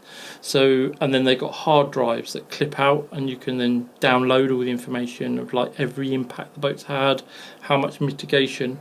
But the best bit is it will measure the G-force that the boat's getting, and then it will work out the G-force of what the person in the seat's getting. So you can work out actually the boat's hit a 5G wave, but the person in the seat's only got 0.2 of a G or 0.4 of a G, where the mitigations happened. So all them calculations are happening, and there's a little screen up on the dash which says basically it's got bars that go up and they change colour. So you've got green, amber, then red, and then also it's got crew pain level. So it's got like up to 10. And kind of how much pain you're putting people through. So it might be that you're the helm on another boat and in one of those seats, but actually other people might not be in those seats. So you actually got to then start thinking the seats are that good, you're going to start either breaking the boat or hurting people. So there's a way that the crew can start working out, actually, I need to back off a bit. Are you running on autopilot when you're running through some of that sea? Yeah. You're that confident with it, you just... When you're bouncing around, you've got all those controls there. Is it still quite easy? But don't forget, I'm not bouncing around. So when you're on your boat and but the seat's going up and down. Yeah, so you're just sitting there. So the boat can be doing whatever. My hands are dead still on the throttle and the controls because they're all going up and down together. So that's staying with me.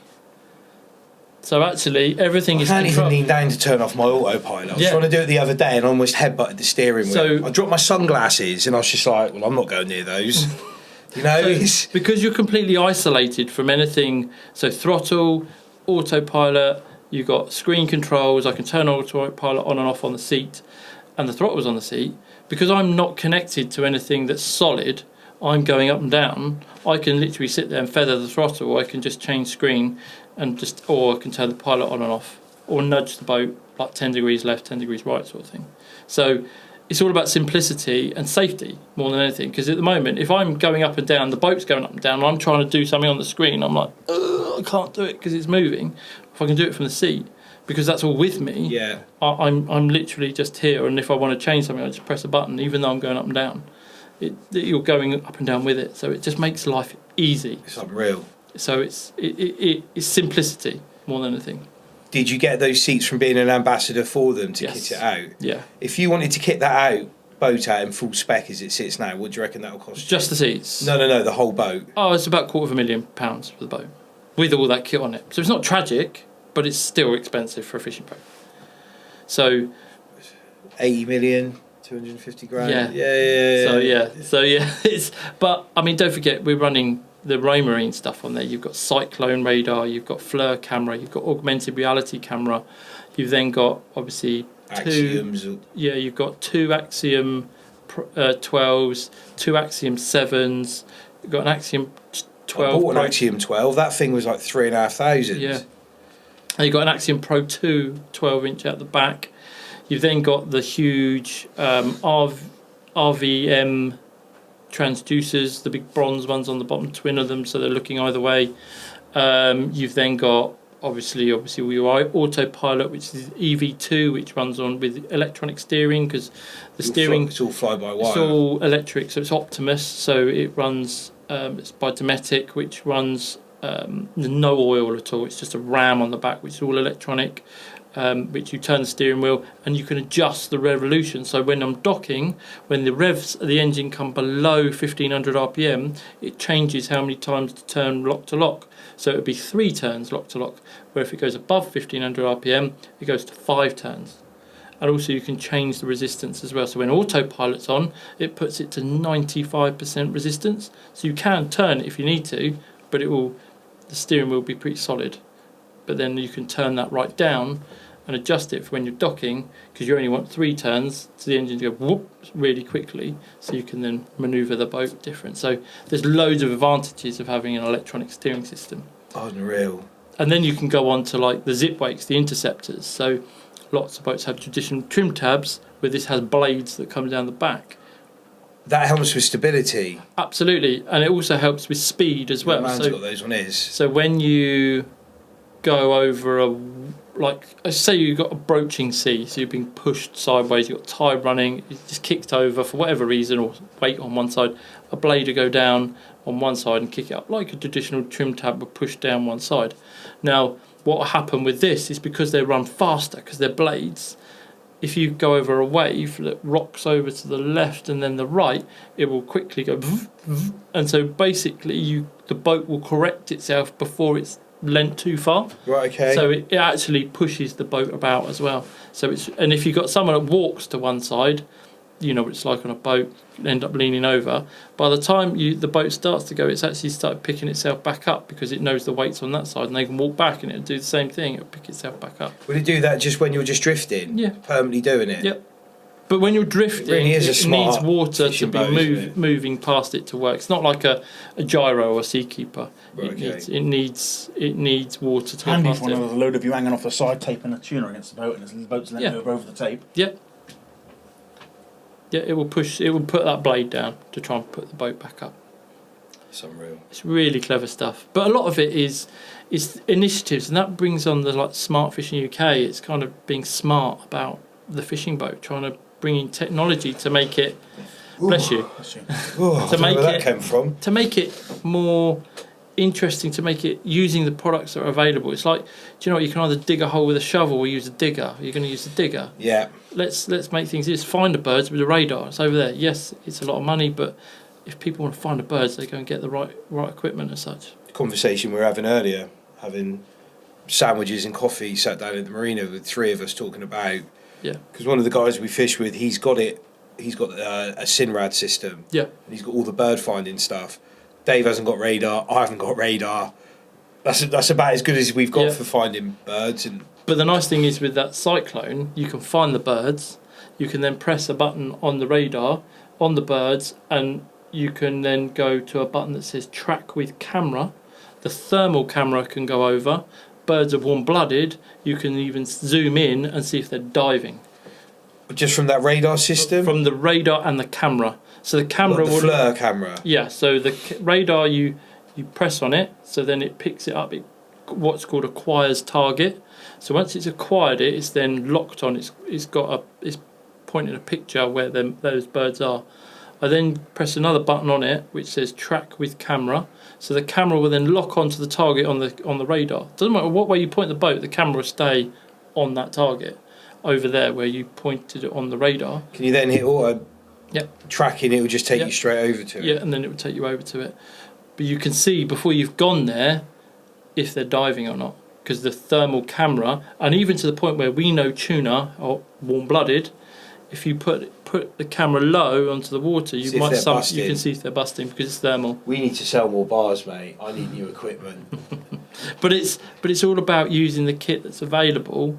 Might not be for its intended use, which a thermal camera all come from search and rescue and military background, but actually now we're using it to actually look at birds and potentially tuna or fish. That's quality. Yeah, that changes the game, that does. So you can make a decision on something a mile away before you even got there. So you're thinking, what's going on over there? Is it a ball of bass chasing up small stuff, or is that actually a ball of tuna?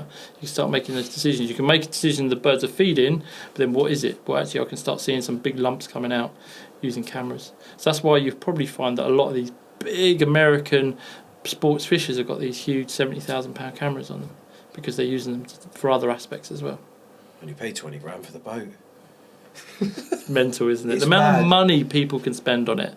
And again, I'm going to go back to the humble side that I am pinching myself every day that I'm really lucky and fortunate to be in a very busy situation where I get to play with it. So it's it's good. I think that's a really good segment to go into obviously tying things down. It is that you do come across humble. And you've said it a couple of times now that you're forever grateful with your position, Yeah, and I think 100%. I think that's what we can all take something from, can't we? Exactly. And tomorrow it could be another day. Well, go back to 2019, and this is part of the story I haven't spoken about at all. We can talk about it later or keep going. Keep going. 2019, I was this close to being dead. So I've got Crohn's disease, and I had a really bad year, 2019, where I was basically, my surgeon said to me, because I got really bad in that hospital every sort of few weeks during trying to get fishing going, because I started the sponsorship side of things on 2018, that actually I need surgery. If I don't have surgery, it could be my next flare up, that would be game over, you'll be in a box 6 foot under. And he told me that. Can't do any fishing from there, can you? I can't do any fishing from there, and the fish don't bite very well from there. But anyway, he said, I need to operate on you. 7 days later, I was in under a knife and I had 10 centimetres of my bowel taken away, and I was all marked up for a colostomy bag and everything. So these were big impacts on my life that wasn't just, hey, I'm very close to not being very well here at all and potentially not about for my family side of things, but I'm being marked up for a colostomy bag that I might have to have, but I'm not only losing potentially a big things going on in my life, but I won't be a fireman anymore that I've been for 20 years. So that'd be the end of that That'd game. be my career over. So there were some big things happening to 2019 that really turned me around. And then I really struggled with it for a while afterwards, just knowing what I went through. Big operation. And then I used fishing to get out and get my head straight. Well, we've touched on the men's mental health side of it through fishing and things a few times, and I'm a massive advocate. Yeah, so I used it for that. But yeah, that was a big turning point in my life where I actually thought, no, sod it, I'm going to do it my way and enjoy fishing and work with brands that I want to work with and really, really push how I want to fish. And I said to you before, a lot of my pictures and fish and stuff that I catch on, I've caught a lot of different species and different things.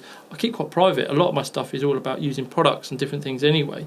I'm not afraid of keyboard warriors and scrutineers, but I don't really feel the need. I need to constantly post fish. I do post fish and different things, but there's a lot of time where I just get fed up with people online. Oh, you're holding it wrong, you're doing this, you're doing that. Do you just blank them? I just don't. Yeah, I do. A lot of the time there's a lot. Like Joe Rogan says, don't read the comments. I don't even read them now. I just get on with it. A lot of people, there's a lot of hate messages come in because of a lot of sponsorship stuff, but they don't understand the half of it, like we've spoken about earlier. So a lot of lazy people. There's a lot of. I think positive mindsets with that absolutely lead to positive things. And that's there's a lot to be said of that in all aspects of life. Absolutely, and that's it. And fishing is a massive advocate for getting on the water, enjoying yourself, and enjoying it for others, and teaching others how to do it, and using the equipment that's in front of you to do it. And don't get me wrong, a lot of people step on my boat and think, oh my God, I wish I can have this. And I say to them, you only need a portion of what this has got. You still go and catch fish. You'll go catch fish. If you go and do bass fishing, go and buy this. It's a Rain Marine element. It's a lot cheaper. Go and enjoy yourself. They're phenomenal bits of kit. I've got an element on my boat. They're brilliant. Yeah, they're brilliant. The side scan, down scan on them is incredible. Yeah. I've got the twin through-hole transducers Yeah. on it. It was, at the time, the Axiom was, I think it just come out, it had been out about 12 months. And I looked at the price and went, like that, the Axiom was pretty, I might have come down a bit when I actually bought one, but the screen, I paid 3.5 grand for the Axiom screen, and I'm going to say the transducers were like another 2.5. Yep. And then my Element screen, I've got the 12, I think it was a grand. Yep. And I think the transducers they weren't silly money, they were under No. £1,000. Yeah. And then I put the EV100 or Yep. 1,500 quid. Yep. So like 2.5, 3 grand. Your I kitted out my whole yep. boat cheaper than a 12-inch Axiom screen. Yep. And it still rocks along, apart Yep. from it's just packed up and I'm going to have to change something. That's anything can break down. Yeah, it's boats, isn't had it? Of course it is. Yeah. I mean, that there, even though it's a beautiful boat, but there's still problems with it. I've always got something to change or this to do. The other day I come down and the Sikaflex around one of the windows where it got that hot because it's a dark boat had melted and the window had popped out and I was like, oh my god, so I've had to have the window rebonded in and all sorts of things. So glad you said something like that. I just thought it was my boat that breaks. No, my boat breaks down, trust me. I've also got another problem. My underwater lighting doesn't work that I was used for going squid fishing. It's not talking to each other, so it's just like Is it wireless? no, it's wired, but it's got an RG45 connector into an RG45 connector, and I think it got a bit damp, and it's just not talking. So I need to get a new plug that goes in. That's what I think the problem is. Okay. So yeah, so it's so I have loads of problems with that as well. So even though it's all singing, all dancing, sometimes there's always something that's not working quite right. Yeah, that's quality. So when are we going to see the new boat on the water? You're going to see the new boat will be. I'm hoping to launch it at Boat Life. Ooh. Watch this. Is it going to have twins? Yes, it will do, and I'm going to show I you. call my picture. twins Rod and Todd because they're absolute pain in the I'm ass. going to show you a picture, and I'm going to show. It's an artistic drawing from the CAD drawing. So for those people listening at home, you won't be able to see this, but the other boys here will. Sorry, not sorry. Yeah. So, but yeah. So it's kind of designed around trolling as well. So. Well, that's handy. Yeah, and I've put a lot of thought into it and a lot of experience. Ready to take out riggers? Yeah, take out riggers. So you're going to have two models. There's going to be a Smartfish and there's going to be a Smartfish Extreme. Oh, so is this like a bit of a? Yeah, so basic. We can need a sponsorship boat on a prime marina in Devon with lots of footfall past it. I'm sure we can find a space. So basically, there's a Smartfish Extreme. It's going to come. So people will be able to buy this boat once it's done, and they'll be able to. Basically, if they want the Smartfish Extreme, it will come with outriggers, with shock seats, with all the toys on it. All spec'd. All spec'd. It's basically the optional extra list just pre-ticked for you. Yeah. So the reason I'll just talk a bit about it. The reason I've put a lot of design work into this is it's high bowed. So it's a bit like if you could imagine one of them offshore kind of supply ships that go out in all sorts of weather. Yeah. The reason is you control at like 6, 8, 9 knots, whatever you are, or if you're on a fast troll, and that way, you know, when you're sometimes popping through them waves. Yeah. So it's high bowed. So it won't be a wet boat. No, the way the hull is, it will spit the first bit of water right out the way. You've got a stepped hull. Yeah, it will be stepped. See, look at my boat knowledge. So here we go. So this is the bow. So you can see this will throw the water out, and it's high bowed. So stern side. So it's very rugged. It's like an offshore supply ship style. And then I like the angle of that stern. yeah, so it's kind of designed so you can and these here are rollers, so all that side you can roll. So if you're leaning over, you've got a line going over the side, it won't rub, it just roll on a roller. That's a clever touch. So if you're leadering anything, yeah, you can pull up and it would just roll, so you're not going to damage any lines or things like that. So yeah, so top down, so you'll have like a really nice bait station here, high top here with lots of storage, and then the live tank will go down here just because I want to put. Is that going to be in the floor? Yes. So that'll be like the doorway where you walk through. Yeah. So much better bait station along here with everything going on. Quite low sided, so it's great for for doing whatever you want to do. What gunnel height do you think they'll be? It will probably be just under the metre. So if you want to code it, then you can just put a slight little rail on the top, and that's it. So yeah, so that way you can also lead a fish quite nicely and unhook them from the side as well, because there's nothing worse than a boat without a side door that's really high, trying to get out the side. See, my problem is my gunnels are just too low. Yeah. It just, well, you had a wellcraft, you know what Yeah, they're like. you lean over and it feels like you're in the water. Oh yeah, so it's like, yeah, I can't even get my knees against it. It's almost like shin height. Yeah. Which, a couple of times I'm just leaning on the engine as the reel's screaming off. You just, that's my lean point. Yeah. So, do you know what they're going to, have you worked out price points for these boats yet? Or is it all gonna be... So it depends on what, I mean, it also depends on where we are next year with products and stuff. And also people can spec them slightly differently between different boats. So could be that a Smartfish might have still really cool stuff on it, still be basically the same boat, but just maybe a little bit more, like the left-hand seat might not be a shock seat, it might be a bit of a bench where the wife can come out and sit with a table if she needs to, where the Extreme will just have 4 shock seats. Basically the Extreme will be like what I've got now, but pre-populate with outriggers, and 4 seats to get 4 people there as quick as possible safely. That's pretty much it. That's the whole. That sounds lush. Yeah. Can you colour spec them how you want, or is it just metal? You paint it whatever you want. If someone wants it a bright pink. And you're going to be working with all your brand, Raymarine, Suzuki. Yeah, absolutely. So I'll work with a dealer. I won't be retailing it because I don't want to worry about working with people. I've designed it. I've put the effort in to get it right. I will own the IP and the brand, but then I put a dealer in to just order them. And if someone wants one, go see the dealer and they'll just sell it to them. I don't really want to earn loads of money off it. I'll obviously take a little bit off it to help pay the way, but they'll be the ones putting the time and effort in to have the relationship with everyone, and I'll just be out fishing. So will they be at the boat show next year? Yes. Yeah, so if we launch it at Boat Life, which hopefully I'll be pulling a drape off it, and we'll be there for that. Yeah, and then should be fully logoed up, ready to go. Nice. And then we'll have a bit something to look forward to then, boys. Definitely. Yeah, that's amazing. Brilliant. Designed your own boat. Yeah. There was nothing that ticked all my boxes. Even like the Wellcraft have the Hellraiser, the Dory. Even if I went on to other Merry Fishers and things like that, they're all kind of designed around someone in a office space thinking they know what people want. Yeah, for sure. And they're all a crossover boat from a weekender that's now designed. One of the guys has got a Barracuda 8. Yep. Nice boat. Yep. But it's still got, when you're in the cabin, the berths, the toilet. Yeah. It's just not needed on some boats, and it's not. And as nice as an expensive is that, I'm trying to pick my words carefully here, as those boats are. Yeah. They're not really built for. They ain't going to punch through nothing at 40 knots. No.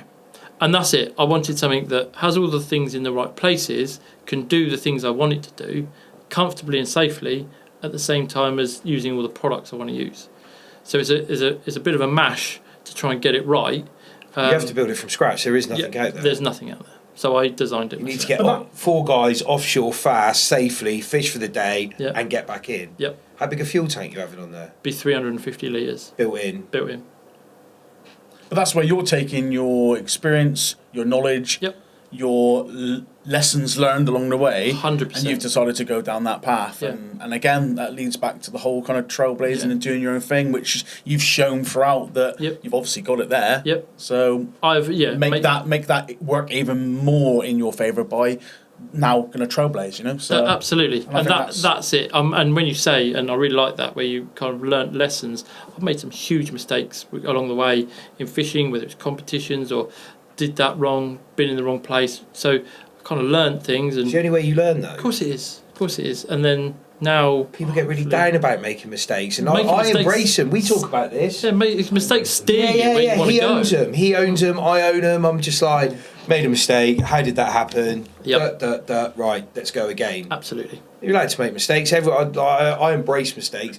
It's when you're making multiple mistakes of the same thing over and over. That's when you have to have a good look at yourself. Yeah. But yeah, just a mistake. Move on. Learn. Sounding board. Let's go again. Yep. And it's really interesting when it comes to getting out and you make their mistakes, and then you get out in the water and you just repeat it and think, right, what did I do wrong? Let's make it better. Let's work out how I can change things.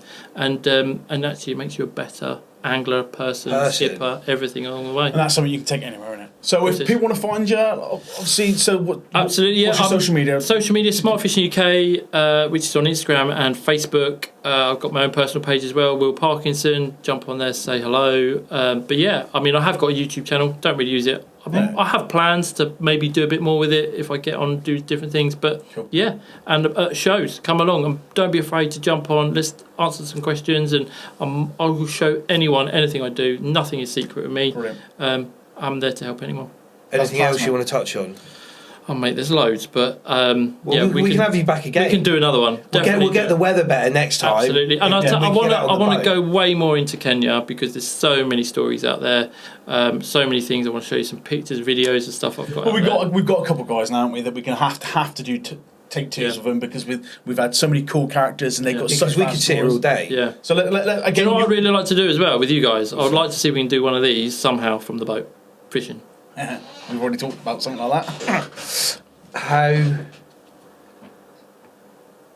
That's doable, isn't it? Surely.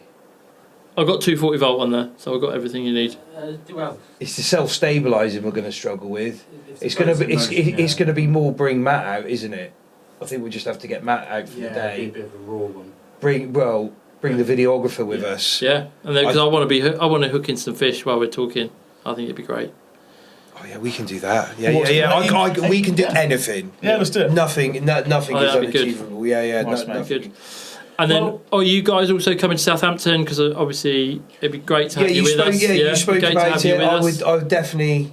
Yeah. We'll go and talk about that now. Let's do that. Yeah. Let's go and get some food and some beers. Yes. We'll definitely come to Southampton. Yeah. We're definitely going to be down in Falmouth. Yeah. And we are definitely going to be at Boat Life. Brilliant. So there's the 3 things ticked off. Yeah, let's do it. Thank you guys for having me. No, mate, this has been one of my favourites. I've super enjoyed talking about all of this. Thank you for taking the trek down. No worries. I'm hungry. How long have we been rolling? Just about basically 3 hours now, or 2.5. Oh, we're up there. We're up there. That was easy. That was easy done. Quality. No. Will, thank you. So, just read out your sponsors. Let's do it one last hit. So we got Van Class trailers, stainless steel trailers in the Netherlands. Ferrari of everything. They are amazing. Check them out. We got obviously Shimano, do all the fishing equipment. Danny knows them. Unbelievable products.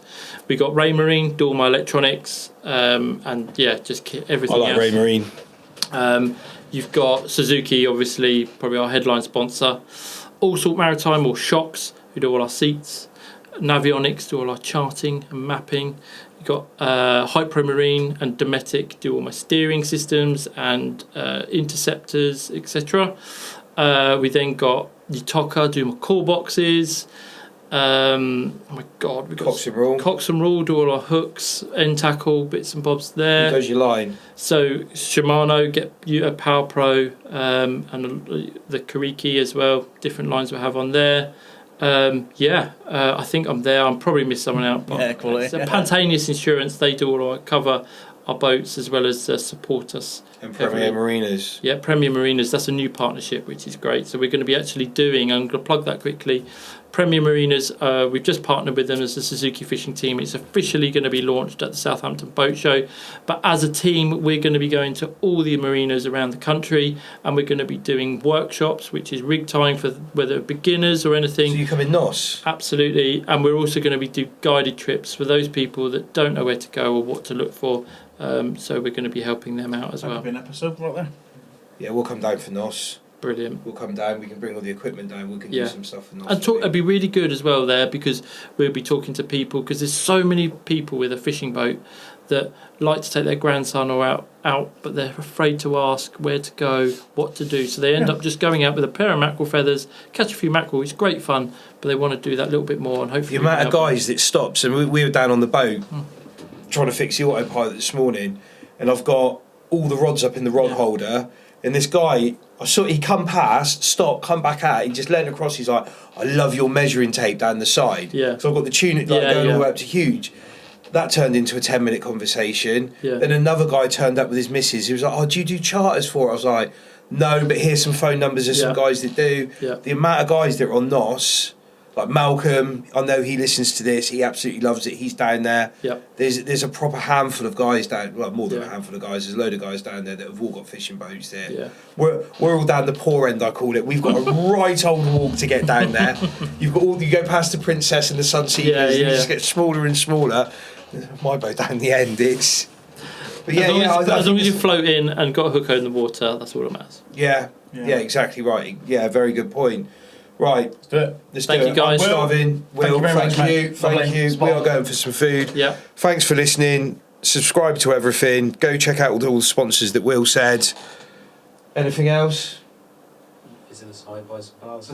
Buy some bars. Buy more bars. Buy more bars. Well, saying that, I've just been having the thing. I'm tying too many bars at the moment, but it's all appreciated. Buy some more bars. We'll see you on the next problems, one. eh? Real world problems. We'll see you on the next See you one. We're again. going for food. Cheers, Will. Cheers. Cheers, boys.